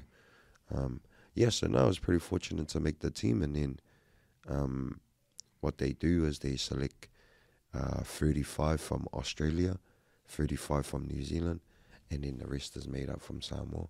And they just select these guys, and they go over to Samoa. They're there for a month. And so pretty much I got there a month earlier just to acclimatise and stuff like that. Yeah, man, because, man, the time the trials was around about that, you know, real hot kind of, I mean, they're hot all the way through, you know, every year, but that time it was just the hottest time, so ended up going a month early to acclimatise. But yeah, they go into camp kind of thing over a month, and they have a week of just fitness, you know, testing and conditioning and stuff, and then they have a trial. Man, that was one of the fondest memories, man, of trialing in Samoa for the first time. Straight fresh, man. Straight raw, just no hit shields, no tackle bags, using each other, running the ball like a, you know, full-on game.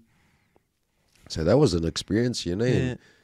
Shucks, we had... How hard was the Malay? So yeah, I was going to say, you the field we trained on, so like, I swear it could almost pass as like just dried up desert mud, you know, kind of thing. Like, I was so sore. I think after that game, I got more grazes than bruises, you know. Yeah, man, it was an experience to see like your homeland, you know, and what they facilities and stuff, and what they had to make do with, you know, kind of thing. Who was training? Is that up your park?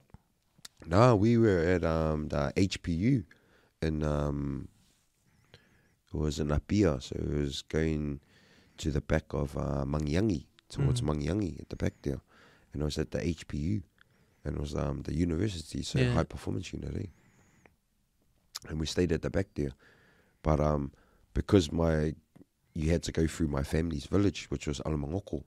I was fortunate, so I was allowed to stay with my family, which was pretty cool, because, man, first experience in Samoa, you know, for the rugby scene, and honestly, it was being like a kid New Zealand born, you know, Samoa, getting the mean, stepping out ones, and sussing me out ones. So was it your man's family or mum? The old lady's family. Yeah. So my old lady's sister, she lives in Alamangoko. So I was fortunate to go there, but just the whole experience, man, going there to Samoa and, you know, getting to experience the going through the rugby scene, you know, rep scene kind of thing, and man, they don't muck around, for sure, they don't muck around. So, you know, I was fortunate to make junior manu, And then, first game against Tonga and Suva, and then popped the shoulder and Yeah, man. You're reconstruction. saying before we That was a bit. jumped on. Yeah, so So how did that happen? It was funny too because that year, the Waitamata Prem's halfback was Tongan. It was a guy called Daniel Maraf, and he was the halfback for Junior Tonga. Oh, gee. So you made it. So we were both Waitamata, Yeah. kind of thing. But I ended up popping it. It was a prop just changed direction on me, and I ended up reaching out to grab the jersey and got my fingers caught in the shorts, and the wolves just ran and took my shoulder with them. So I popped the shoulder and then had to get flown back in the helicopter because they wouldn't do surgery on me over there. Oh, yeah. Yeah, man, that was... Yeah. So it was a bit stinky because, after I had popped my shoulder, they refused to do operation on me in Samoa. But they also refused to give my passport back straight away. Oh, So they held on to my passport for 3 days. no painkillers? Yeah. No painkillers, no painkillers. They don't give you painkillers at the hospital. Nothing like that, So that was a bit of an experience too, because all I wanted to do was just come home, kind of thing. So I was there for 5 days before they gave me my passport back, and then I ended up coming back. As soon as I landed, I was straight into hospital. Here Straight, in New Zealand? Yeah, straight Right. surgery here. And then recovery, doctor told me I was going to recover for 11 months. So it came out just straight? Yeah, out. yeah. So what happened was it shattered all my ligaments and my tendons and pretty much dislocated the whole bone kind of thing. Oh, sure. And shattered the little socket ball. So, when they had the x-rays, there was basically no ball there holding it. So it was pretty much a loose arm, Sure. just hanging off, It got to the point where I would be like kirikiki, I'd be batting with, right-sided and hit the ball and the impact would pop the shoulder out, Oh, afterwards? It was that bad, Oh, so Or you I'd feel the effects after? Yeah, or Sure. I pick up a ball and I throw it back, and all of a sudden the left shoulder just pops out. Oh. Those ones, So it got to that point, and then I just had to, get surgery. So when I flew back, got the surgery done, and was supposed to be in rehab and recovery for 11 months. Ended up cutting that down to 6 months. Just wanted to go back and play. So just did those Samoan for 4 months and just take the cast off myself with a hammer and so I ended up recovering within 6 months, to be honest, and then just went back and started playing summer sports and got the arm moving again. But it's just not the same anymore. You're still in the back of your head. You think about that shoulder. When you're going into contact and stuff. So was that that wasn't the end of your rugby career, did we? Nah, that wasn't at the end. But I basically put rugby on a hold right then and there, and I just carried on with my teaching at Waitakere College. So then I was off rugby, man. I had 2011, which was the World Cup. So, it's pretty much gutted because, man, if I had made that team, that was it, on the way. But 2011, 12, 13, right up until probably 2-3 years ago, that I didn't play rugby. And I decided to go back about 2-3 years ago just to play and have some fun, So got into a bit of fitness and started losing some kilos and got under 85. So I ended up going and playing under 85 kg rugby. How's the shoulder now? Yeah.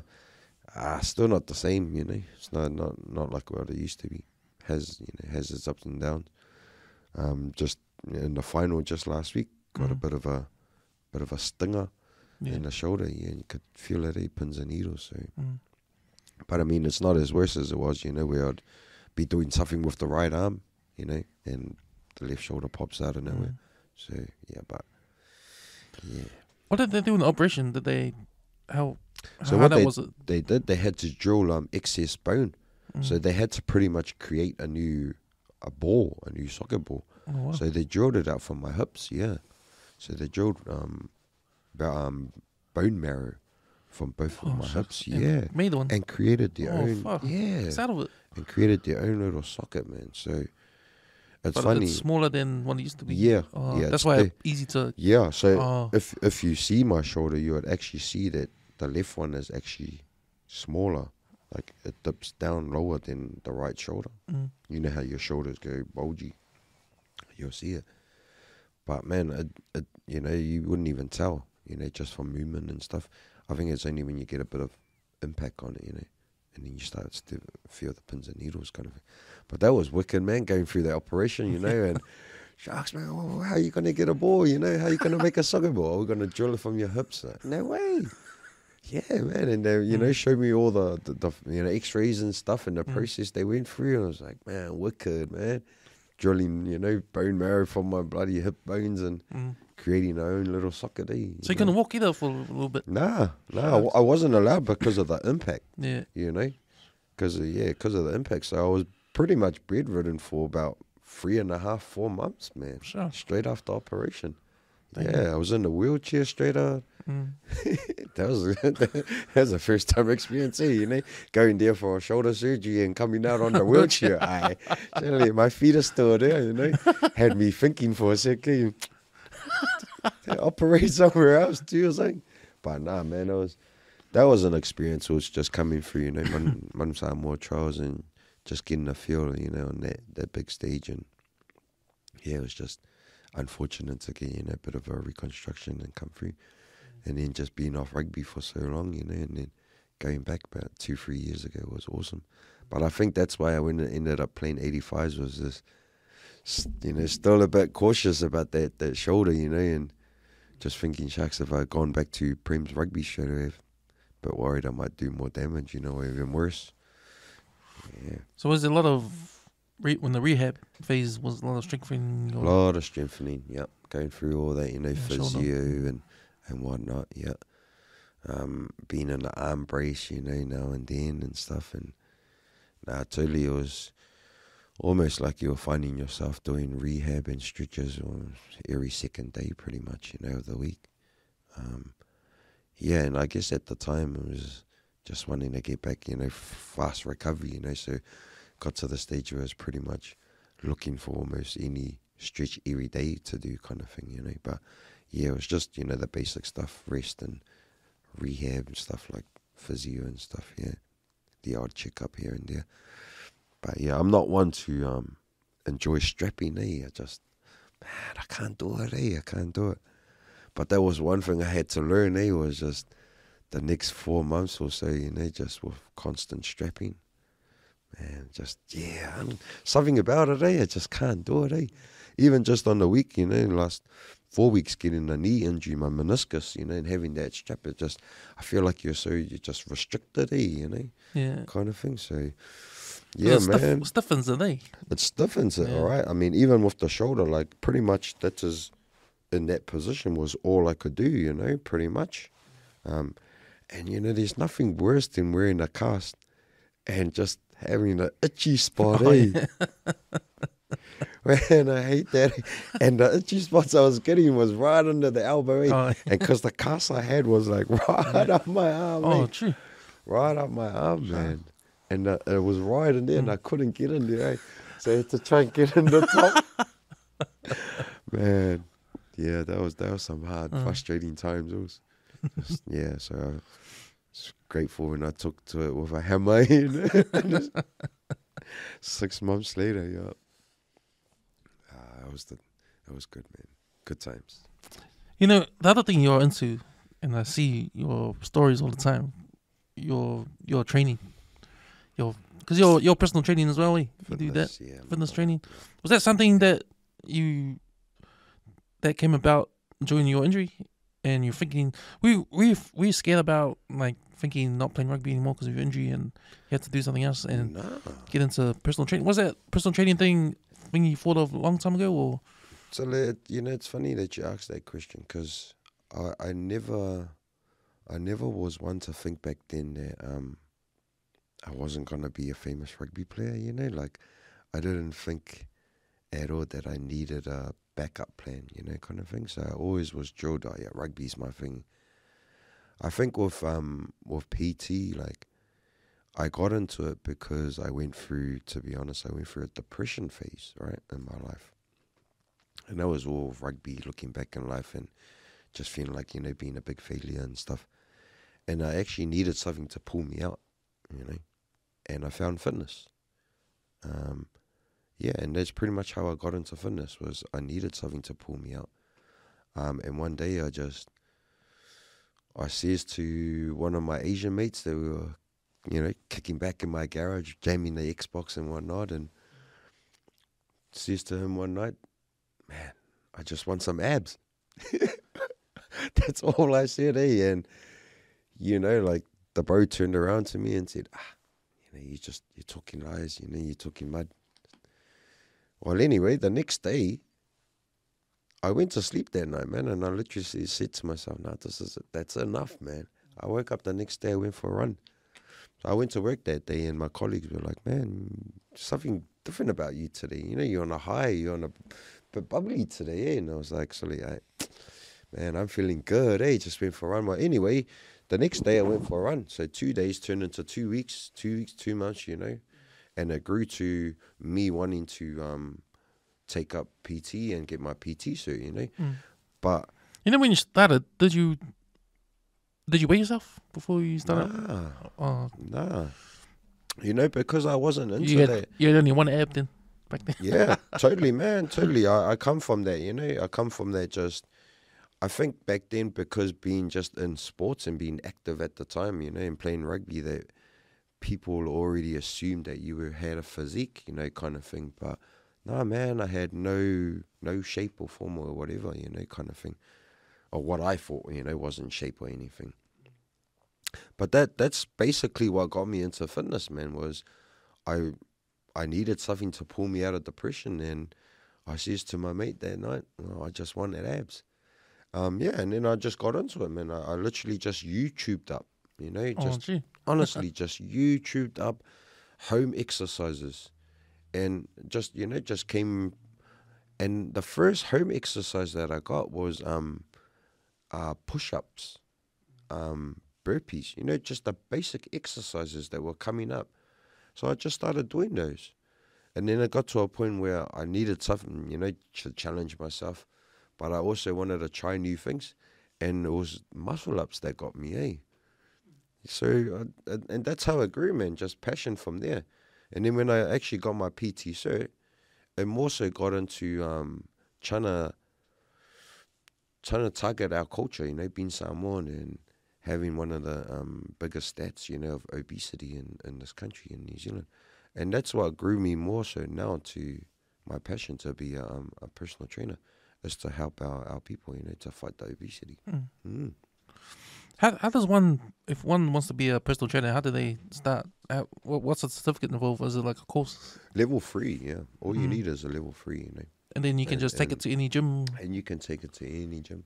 You can run your own business, you can. Pretty much, there's a lot of online courses there. These days they do online classes, and there's a lot. I mean, I come through Fit College. That's the one I come through. So, yeah, there's pretty much heaps out there, and it's just pretty much, figuring out what you want to do in life. If PT's the way you want to go, then, just jump online, search it up. There's a lot of them out there. There's New Zealand Institution of Sport, kind of.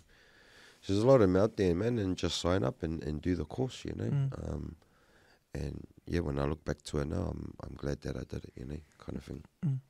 When you started, how did you get your clients? Where were you getting your clients from? Man, I was just, so it was, I think just getting my actual cert was just the last piece of the puzzle, I guess, because at the time when I was playing rugby, I was fortunate to run free boot camps, and I started up. I remember obviously. I started up my Were you doing own that at the car parks? Yeah, man. Yeah, so right. I ended up starting up. So when I took the teaching job on board at Waitaki College, I ended up as part of my my rugby academy morning classes. I had some staff, right? I had some teachers, my colleagues, asking me if I was running boot camps because they, they heard kids were doing training. Well, I used that as, oh shucks, I might actually just run boot camps for. So I ended up running morning trainings for my colleagues. The principal found out that I was doing this for free, and ended up in the notices, for the school notices, put out to the staff that if you're going to Nonu's boot camp, you are now paying $5. You know, and that's how it started, man. Yeah. So that's how it started, and then basically I was just coming through with a free boot camp, and then I just, you know, put my own little taste on it and put my name on there, you know, labeled it and gave it a name, Suicide Boot Camp kind of thing. And then pretty much people just encouraged me to, you know, go and get my PT circuit and get that, you know, that ticket. And that's pretty much how I got. So the foundation of things in terms of the boot camp and it was already established before I got the ticket. Right. So when I got the ticket, I already, you know, I was already taking clients in that at the time. So yeah, pretty much I already had clients before I got the ticket. And then when I got the ticket, it was just, you know, that much easier because more and more clients were coming through, I guess. How long ago was this when you started? Because was CrossFit around that time? I think CrossFit just started. It was around about 2010, around about the era where I stopped playing rugby. And that was part of one of the other reasons why I started playing it, because at that time I was juggling so much, you know. And it was just, you know, like, it was just so much passion poured into everything, you know, but you just, you couldn't put it into everything. So something had to give. And that's why rugby gave, you know. But at the time, I'd say around about 2010, 11, 12, around about that time when I started. And especially when I came back from Samoa. And I knew I wasn't going to be playing rugby because I was just coming out of rehab, out of recovery. And yeah, boot camp and fitness was the way to go at that time, you know. And I think at that time you hardly heard of like boot camps being run, you know. And I think that's where I started the car park boot camps. And then you get Rampage, because then they started running boot camps out of the car park, you know. But I had at the time when I decided to do something like that, I was following a guy called Joe Nawafu over at Ludus Magnus. Right. Yeah. And he was actually, from what I believe, he was actually the founder and creator of boot camps at car parks. Oh, because he used to run at the old YMCA in town. Yeah. Yeah, and his story, actually, man, his story inspired me to run, you know, boot camps, because he was just a kid that dropped out of school and started training with friends in the car park of a business. And a Balangi man came down and one day just said to him, you know, what are you doing? Da da da da da. And that old man ended up giving him an amount of money to invest into a building, and he ended up hiring out half of YMCA, and started up his own little movement, and it was called Car Park Boot Camps, believe it or not. Yeah, you know, so that's pretty much, you know, inspired me to get into boot camps itself. But where I got my clients was pretty much already established, to be honest, you know, and a lot of them actually came from school, from my colleagues, and it just grew from there, you know. So you guys still on now? Yeah, so I'm just on and off now. I'm also just doing, you know, just private PT clients now, you know. Yeah, because, you know, like, I have a son now, you know, and he's playing rugby, so kind of just pour, you know, a lot more energy into fatherhood, you know.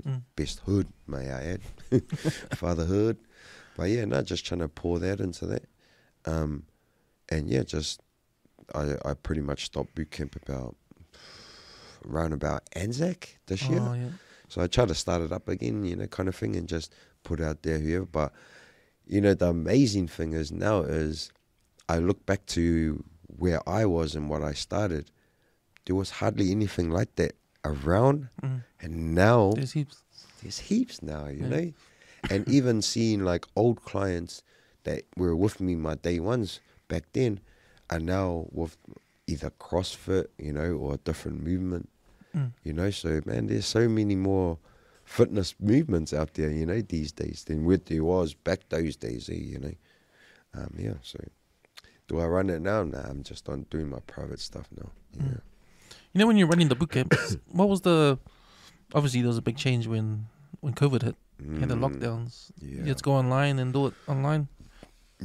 Pretty much with that, I pretty much had established like home programs and plans, and pretty much I was just writing plans for, you know, my clients and that and whatnot. And they were pretty much just doing their own training, you know. One thing I would like to, you know, to think that separates me from other boot camps or other movements is not only I try and, help them reach their goals, I try and give them tools. So when they leave me or leave the boot camp or the movement, they're already educated with tools, that they can carry on in themselves, and that the fact that they're just well equipped, to carry on. That's pretty much what I like to, think that separates me from, for times like that, and when COVID hit, it was definitely just relying on the homework or tools that I gave them. And I guess through that, all I was doing was just keeping, constant follow-ups and checkups with whoever was doing the home challenges kind of thing, But I tell you, it was hard. Why I didn't go online? Because just life got, gets in the way. Had my son, so just wanted to pour so much more energy into fatherhood, rather than that. But I just ended up not doing it. And then I think I'm not too good with IT stuff, So doing Zoom and then oh man, nah, that's too much work for me. Oh, how you use social media is good because a lot of people, I guess you get a lot of people see your stories and message you, get inspired. Yeah. I think that was a bonus, just having social media there, and that's what it is for me, Really, it's just when I'm posting up and stuff, I'm always in that mindset that maybe there's someone out there that needs that, that is looking for that motivation or that inspiring post or whatever, So yes, and I'm very fortunate to have social media there, for that very reason. And that's what I do hope, when I'm posting up, I'm hoping to inspire, there's a saying that I live by, is inspire one, inspire many, So if I can inspire one person out there from the post that I post up in terms of fitness and health, then that's a job, my job done kind of thing, So social media helps out a lot.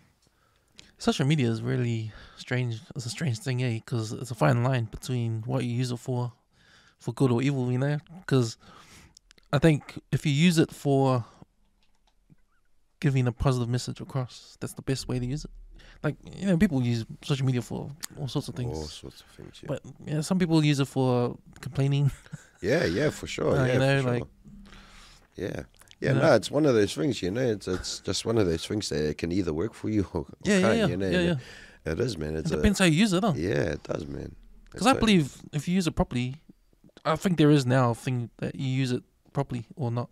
Yeah. You don't use it properly or you can use it properly. Yeah. It's up to every person. Yeah, well, that's like, that's people are hard on that, gone on the days where no one really cared about that, Now they're pretty hard on are you using it for the right reasons or not, Back then I remember that no one cared, man, about it. But totally, man. It's one of those things where you got to be careful, You got to be careful. Yeah. And also just, it's all like in a bad way, don't always believe what you see, Don't always believe what you see. Because I can imagine someone might be a hater on your stories, For real, man, I'll put a shirt on. Oh, man, I get that all the time, for real, just even just you get that one person out there, that I think are you like that in real life? You know what I mean? Are you just that on the screen, or are you like that? Is that how you look, or is that how kind of thing? So you got to be careful. For me, I just I just want people to know that shucks, I'm real. I'm not someone just on Insta, because you see so many photos and that on Insta, and you get many catfishes and whatnot. So man, I just that's probably one thing I wanted to prove, that the way you see me and get me on social media is how you get me in real life. I'm exactly like that.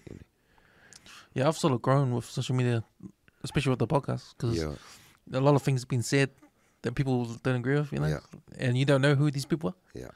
And especially on our YouTube channel, because we get some comments. I've seen some. We see some comments on there that's like, hey.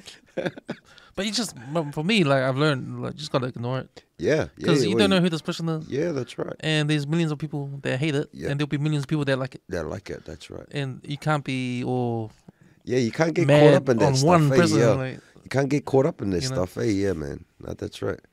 Like today, I saw one comment today on our one. It was on a post on our YouTube page, on our Kanarak podcast, and it was Roger.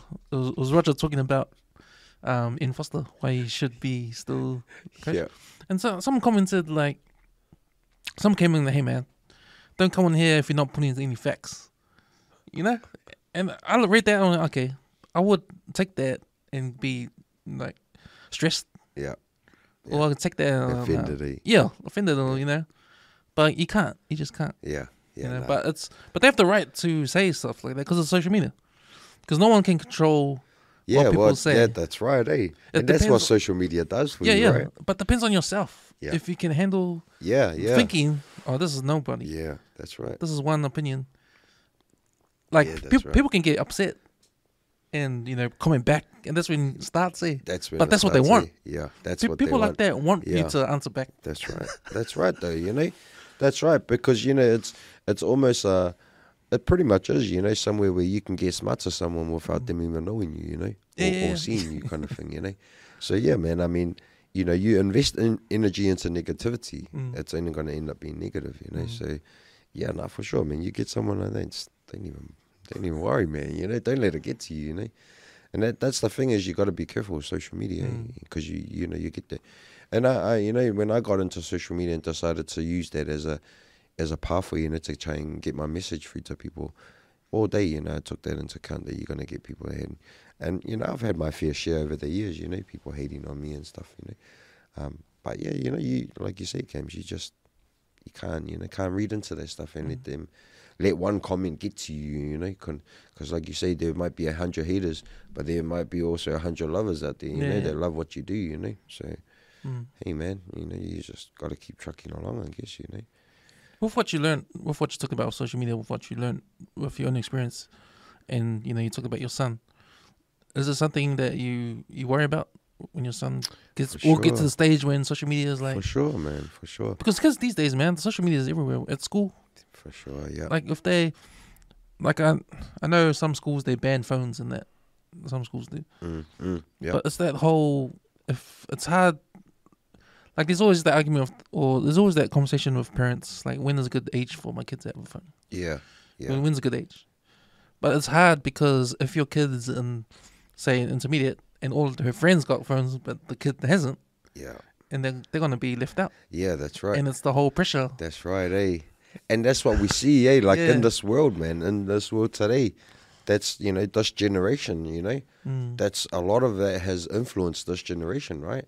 Like for example, gadgets, like being the only one in your circle without a gadget, like that's a no-no these days, Like back then, we didn't have those kind of things, back then. So, yeah, nah, man, it's definitely with my son.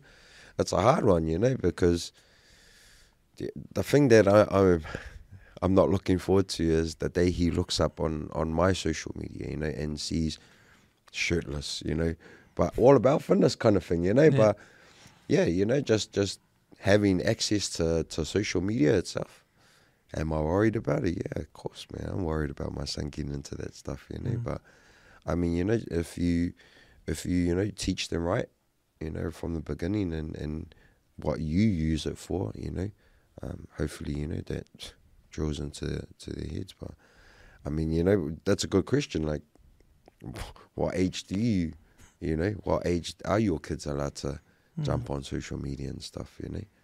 I mean, shucks, I just saw what was it, Instagram?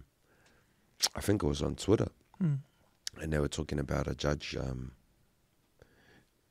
just declaring 12-year-olds having consent, And I'm just like, man, what the hell is the world coming to, Like, man, you got to watch out, for social media, man, because, man, having your kids, touching that stuff too early, Who knows? It's these Barangis, man. They're dirty. Uneducated. It was uneducated. Yeah, no, you know, and even to like now, man, you know, like with my son, like I'm a type of dad of being active, physically active, you know. It's just how I was brought up, you know, like out of the house, play with your friends, you know. Don't come back until the sun's going down, kind of thing. But, you know, like my son being at home with mum, you know, it's just, here's a laptop, you know, here's the phone, you know. So he's already on pretty much the net, you know, at a young age. You know, so it's a good question, like how old, you know, do you put your kids onto not only social media but onto gadgets, I guess, you know, because that's where it pretty much starts, just giving them those things. And I guess being a parent, like, you know, for me too, like, it's like, we can't ever bring back the old days, because, you know, that's right. And we can always say, back in my day, we were playing outside, we had no internet, we had no PS3 or whatever, that's right. PS4. Times are changing, yeah. You know, and we have to go with the flow, because we don't know what the result is. Yeah, that's right. We can only experience what we experience in the present time, eh? That's right, though, you know. And what we've been brought up with, that's right, man, because, I mean, you just can't tell the generation, like, you know, back in our days, well, this is not back in your days, you know, because we have that sort of stuff there, you know, kind of thing. So, yeah, nah, man, but if only this generation knew, you know, that's the line we always go back to, but if only you knew. But if only you knew what we had to do, you know. But, yeah, nah, man, totally, you know, just be careful for how you use social media, you know. It can be good for you and can be bad for you, but you know, really blessed to have that at this time of my life, you know, in terms of the fitness and trying to get the message out to people, you know, kind of thing. So what's the next step for Suicide Fitness? Now you're just doing personal training? Yeah, man, for me it's just doing personal training at the moment. Because the world's coming back out of lockdowns, or the COVID's coming down now. Yeah, gradually, so people getting back to normal. Yeah, no, totally. For now, it's just, you know, just the old private one-on-one trainings, you know, but I have a few boys that are wanting to, some of them want to get back into lacing the boots up, you know, running back out there on the paddock, but some of them just want to be able to move and run around with their kids, you know, and they're all big gentlemen.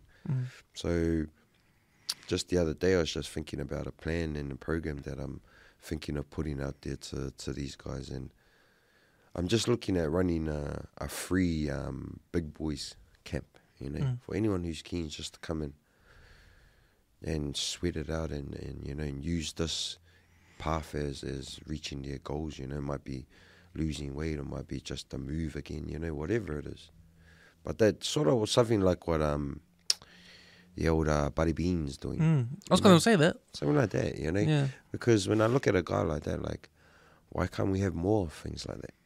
You know, why can't everyone like myself who's a PT think like that, you know, open up more things like that, you know. So I guess that's the next phase where Suicide Boot Camp Saturday is just thinking of where else, or, you know, how much more I can expand and reach out to people, because for sure, man, we need more things like that, you know.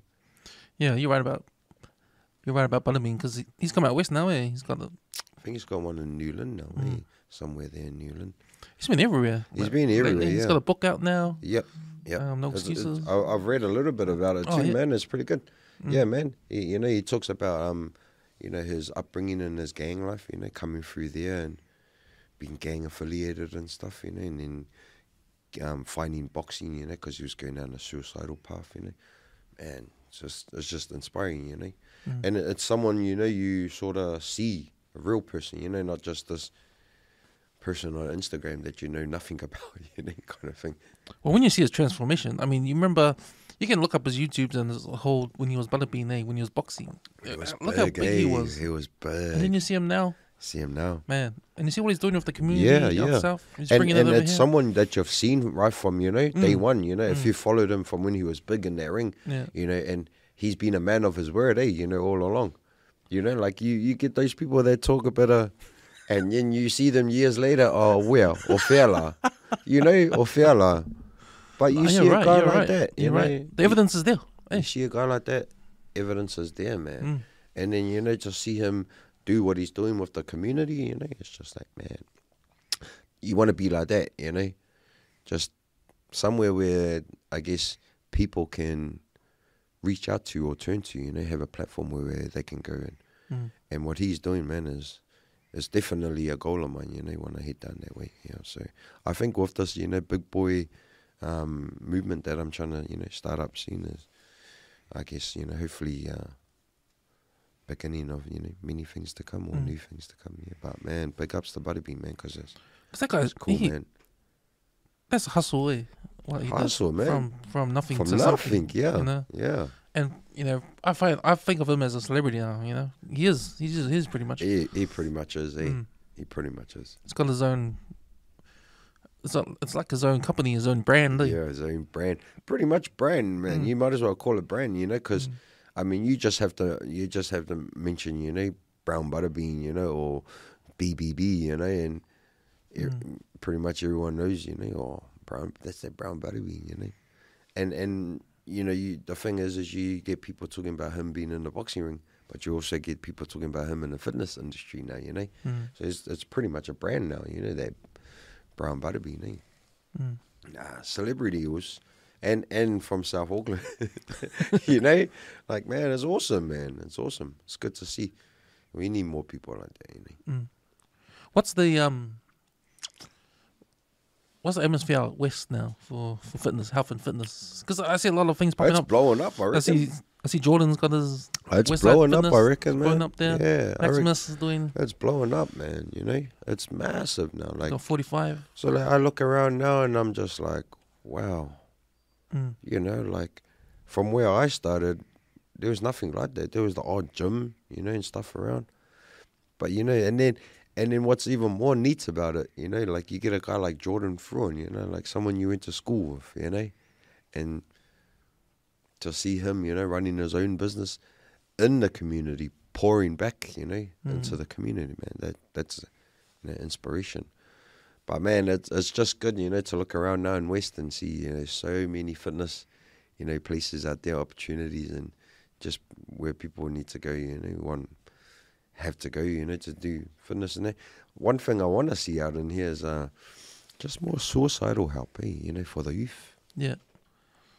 That's one thing, especially in Ranui, like, that's one thing that stays with me from back in the days, you know, is so many suicidal youths, you know, back then, especially in Ranui, you know.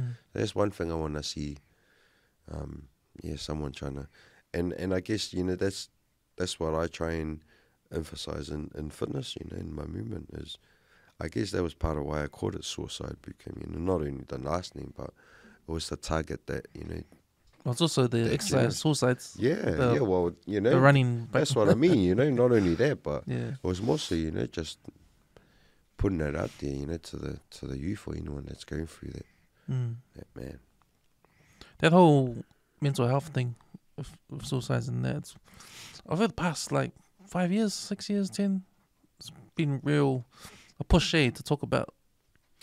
Yeah. To especially talk about it, eh? Totally, have man. a conversation. Totally, man. I mean, so like, man, you know, like, the thing is, you know, like, you come from a tough love family, right? You come from a family where you, not that you can't express, it's just that you're not taught to, you know?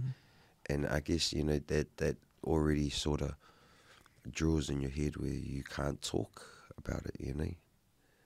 But now these days, it's, you know, they're encouraging you to talk about it now, you know? I mean, you know, back those days, you'd probably get laughed at, you know, if you came out and spoke about those things. Whereas these days, you're getting encouraged to, you know? I think you need, you know, you need more of that these days, you know? More people coming out, and just people just need to understand that, you know, and know that it's better out than in, you know? It's better to talk about it than to bottle it all up, you know? It is changing. I remember. I see it changing. It is changing. I remember, like, before when we were at school, you never say it to your mate, I love you. Yo. But now these days it's starting. To your boys even, you know? These days you're starting to say it now. That's right, man. I love you, bro. And I see You know? that too, yeah, man. Nah, You might say it fast, so yeah, well, you don't hear it. I love you, bro. Right, eh? That's Like, right. Like, even me and my boys, like, yeah, love you. What did he say? What did he say? Get the odd tick, say, Sorry, did you? Yeah, all good. Yeah, but nah, for sure, man. Like you're starting to hear it more and more these days, you know, and it's becoming like a way, you know, a way of life of how we are now, you know, as people are all good, just speaking up like that, you know. But it's good to see, you know, that people are now realizing that, you know, mental health is very important, man, you know. It's just as important, if not your physical health, you know, kind of thing. So that's good, man. And even then also Tai Tupo, that's ambassador for I Am Hope. So yeah, no, man, it's good, man. You know, he was doing. I haven't seen his podcast out lately. I think they stopped He's that, on eh? a down low a bit, eh? Oh. He's on a down low at the bit. Him and Stella was doing Yeah, that though. yeah, they had one going, eh? Mm. So I think the last I heard it was they were on a down low at the moment. So I think he's just catching up with his family because he just reunited with his kids again after I think 3 or 4 years, kind of thing. He just been, you know, on work duties and stuff, you know. So Yeah, I believe health and fitness, especially fitness for yourself, is for people to look after their health is a big part of. It's probably half the battle, eh, when it comes to mental health. Oh, I mean, yeah, for sure. I mean, I had a chat with in another podcast. We're talking about how, you know, we're talking about what's happening on social media with people fighting for their rights. You know, like all that when they really should be thinking about your own health and your family's health. Because if you look after yourself, if you're healthy yourself, you're healthy with body and mind. Yeah, you can look after your family. You can look after your family. Yeah, man, I'm a strong believer. You know, like I'm definitely like that. You know, like look after number one first. You know, like it's not about being selfish. No, it's not being selfish. It's all about looking after. Because I mean, if you're not 100% mind, body, and soul, then how can you give your handy to someone else?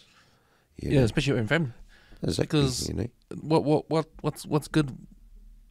It's like, what good are you if you can't do shit? Yeah, you're well, not that's healthy. right. That's right, man. That's right, though. You know, like there's no point of trying to pour into someone else's cup when your cup's half full. You know, or even not even that. You know, so yeah, taking care of your health and fitness and mental state is most important. You know, so you can be at your best, so you can give your best to your family. You know, yeah. So I'm real strong on that. You know, it's taking care of number one.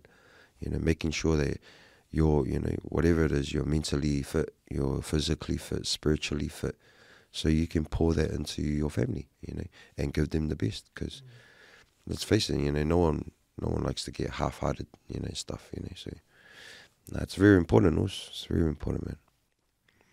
You know, with this health and fitness stuff or this mental health thing, when you're concerned about the suicide rates, like we talked about, you know, the conversation should happen, and health and fitness. Health and fitness is a big part of it.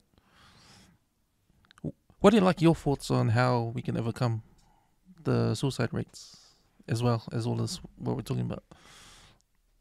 And I think for starters is we need more mentors.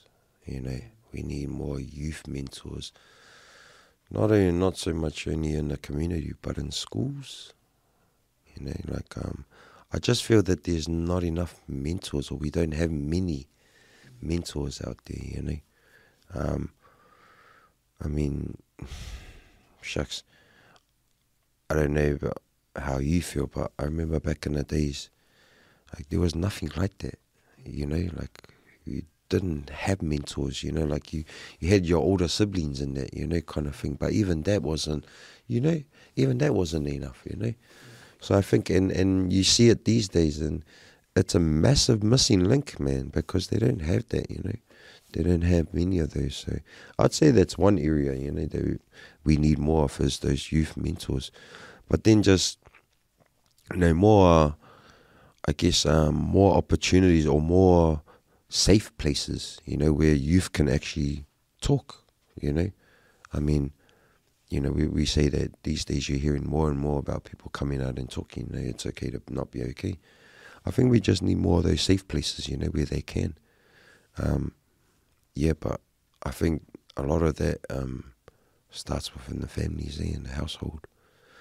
So trying to tackle that, but yeah, definitely need more mentors out there, not only in the community, but our schools, Yeah, it feels like, especially now with all the crime, there's a lot of crime around Auckland right now, Ram raids and there's a few. Yeah, and it's all youth. Yeah. You know, majority of those ram raids are the youth, you know. And it's like, man, yeah, okay, given the, you know, hard times we're going through with COVID and that, but man, we don't have enough, you know, mentors, man. We don't have enough role models out there, you know. And I mean, shucks, broken families, you know. And yeah, it's more so hard now because of the COVID and that, you know, how the world's running and stuff. It's just hard now, you know, trying to get past that. But yeah, man, definitely mentors. We need a lot more mentors, man. You mentored kids in your time. Like, did you see have you followed up and seen the changes in them and stuff? Yeah, man. I'm fortunate as to, with the kids that I work with, you know, they may not have gone on to be like, you know, famous players or whatnot, but they've grown up to be some fine young men, you know, and some beautiful fathers too, you know. Like, I've met some of their kids. There's this kid from Ranui called Derek Fatu. And I mean, man, if you saw this kid back in school, you'd be like, man, that kid's going to go places with talent, but he's got a poor attitude, you know. And just hung with the wrong crowd, you know, kind of thing. And yeah, he went through, you know, suicidal thoughts, you know, come from a broken family, thinking no one cares about him and stuff. And now he's got 4 kids, you know, 4 boys, and man, he's just lapping it up, you know, loving life kind of thing, you know. And he's now sharing his story with his mates, you know, and his circle of friends in terms of where he came from, you know. So, yeah, no, totally, man. It's good. It's good, man, to, you know, sort of be that person where I could create that safe place, you know, where these kids could come to you and talk, you know, because, you know, what I've noticed over the years, especially in Ranui and West itself, is many kids find it hard to go and talk to their own family, you know. Like, I find that a lot of them are talking to people outside of their family, you know. So yeah, it's a hard one, you know, to see that happening in the families out here. But man, this kid Derek is you know, massive story, you know, massive change. But yeah, very fortunate to have these, you know, some of the kids that I mentored, you know, to turn out to be, you know, bright men, man. And rugby, I'd say that rugby was the reason for that, you know, just trying to, I guess, just be transparent, you know, from rugby skills into everyday life, you know, kind of thing. And to be honest, man, when I was coming through that sort of job, you know, or kind of thing, I try to use a lot of my rugby skill and knowledge, you know, to try and be transparent into life skills, you know, kind of thing. Yeah, man, and I've just found that that's worked for me, you know, kind of thing.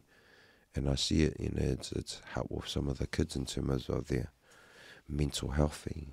So, yeah, but man, very, you know, very blessed to the kids that I actually, you know, got to mentor and stuff, that they didn't turn out to be little ram hags, or ram raiding liquor stores, you know. Yes, and I was good, man. It was good. Charles. No, I appreciate it, man. It's always good to revisit those times, you know, those days, and, you know, and it's even better because proud of you guys, man, for what you guys have, you know, started, man, and what you and I started, you know, and rest in peace to the brother. Man, rest in peace to the brother, man. OG, yours, you know, one. That's, you know, like, man, I'm really blessed. Like, when I look at my life itself, you know, and just being a Sua and knowing where I come from, you know, and guys like Ice and that, you know, like these guys, I knew you because my brothers had to drag me when I was young, you know, otherwise they get the kapokis from the old man.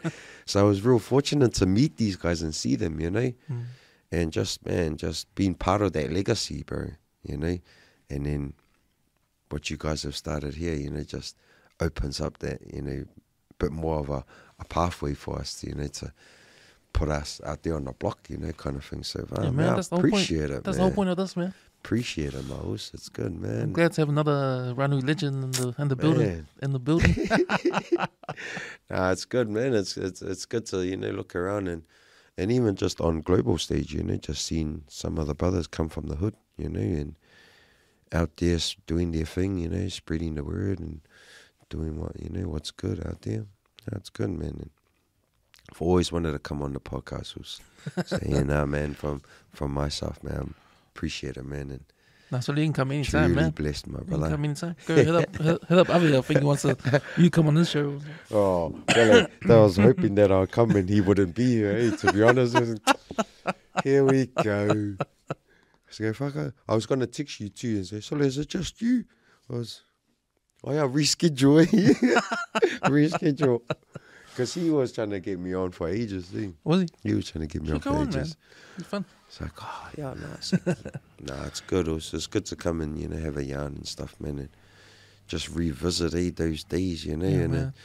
it's good too, man. That's good. We talked about the old Sterling Park days. Yeah, man. It's just good to, like even just talking, to different generations and different age groups, getting a bit of a insight of how it was for them, back then. But like I say, man, I was pretty much fortunate to get a taste of every generation, because the brothers just get the meanest fussies, I think that's how everyone pretty much knew our Inga, was the old man was a bit of a strict guy, Shucks. I mean, I appreciate you, and thanks for coming on, man. Thanks, my brother. For our listeners that want to get in touch with you to become a client of yours, how do they get a hold of you, brother? Yeah, man, you can find me on Facebook or Instagram under Nons Braxton, or just type up Suicide Fitness on Instagram and you can find me up there. Sweet, but other than that, man, keep it real and stay safe and love yous.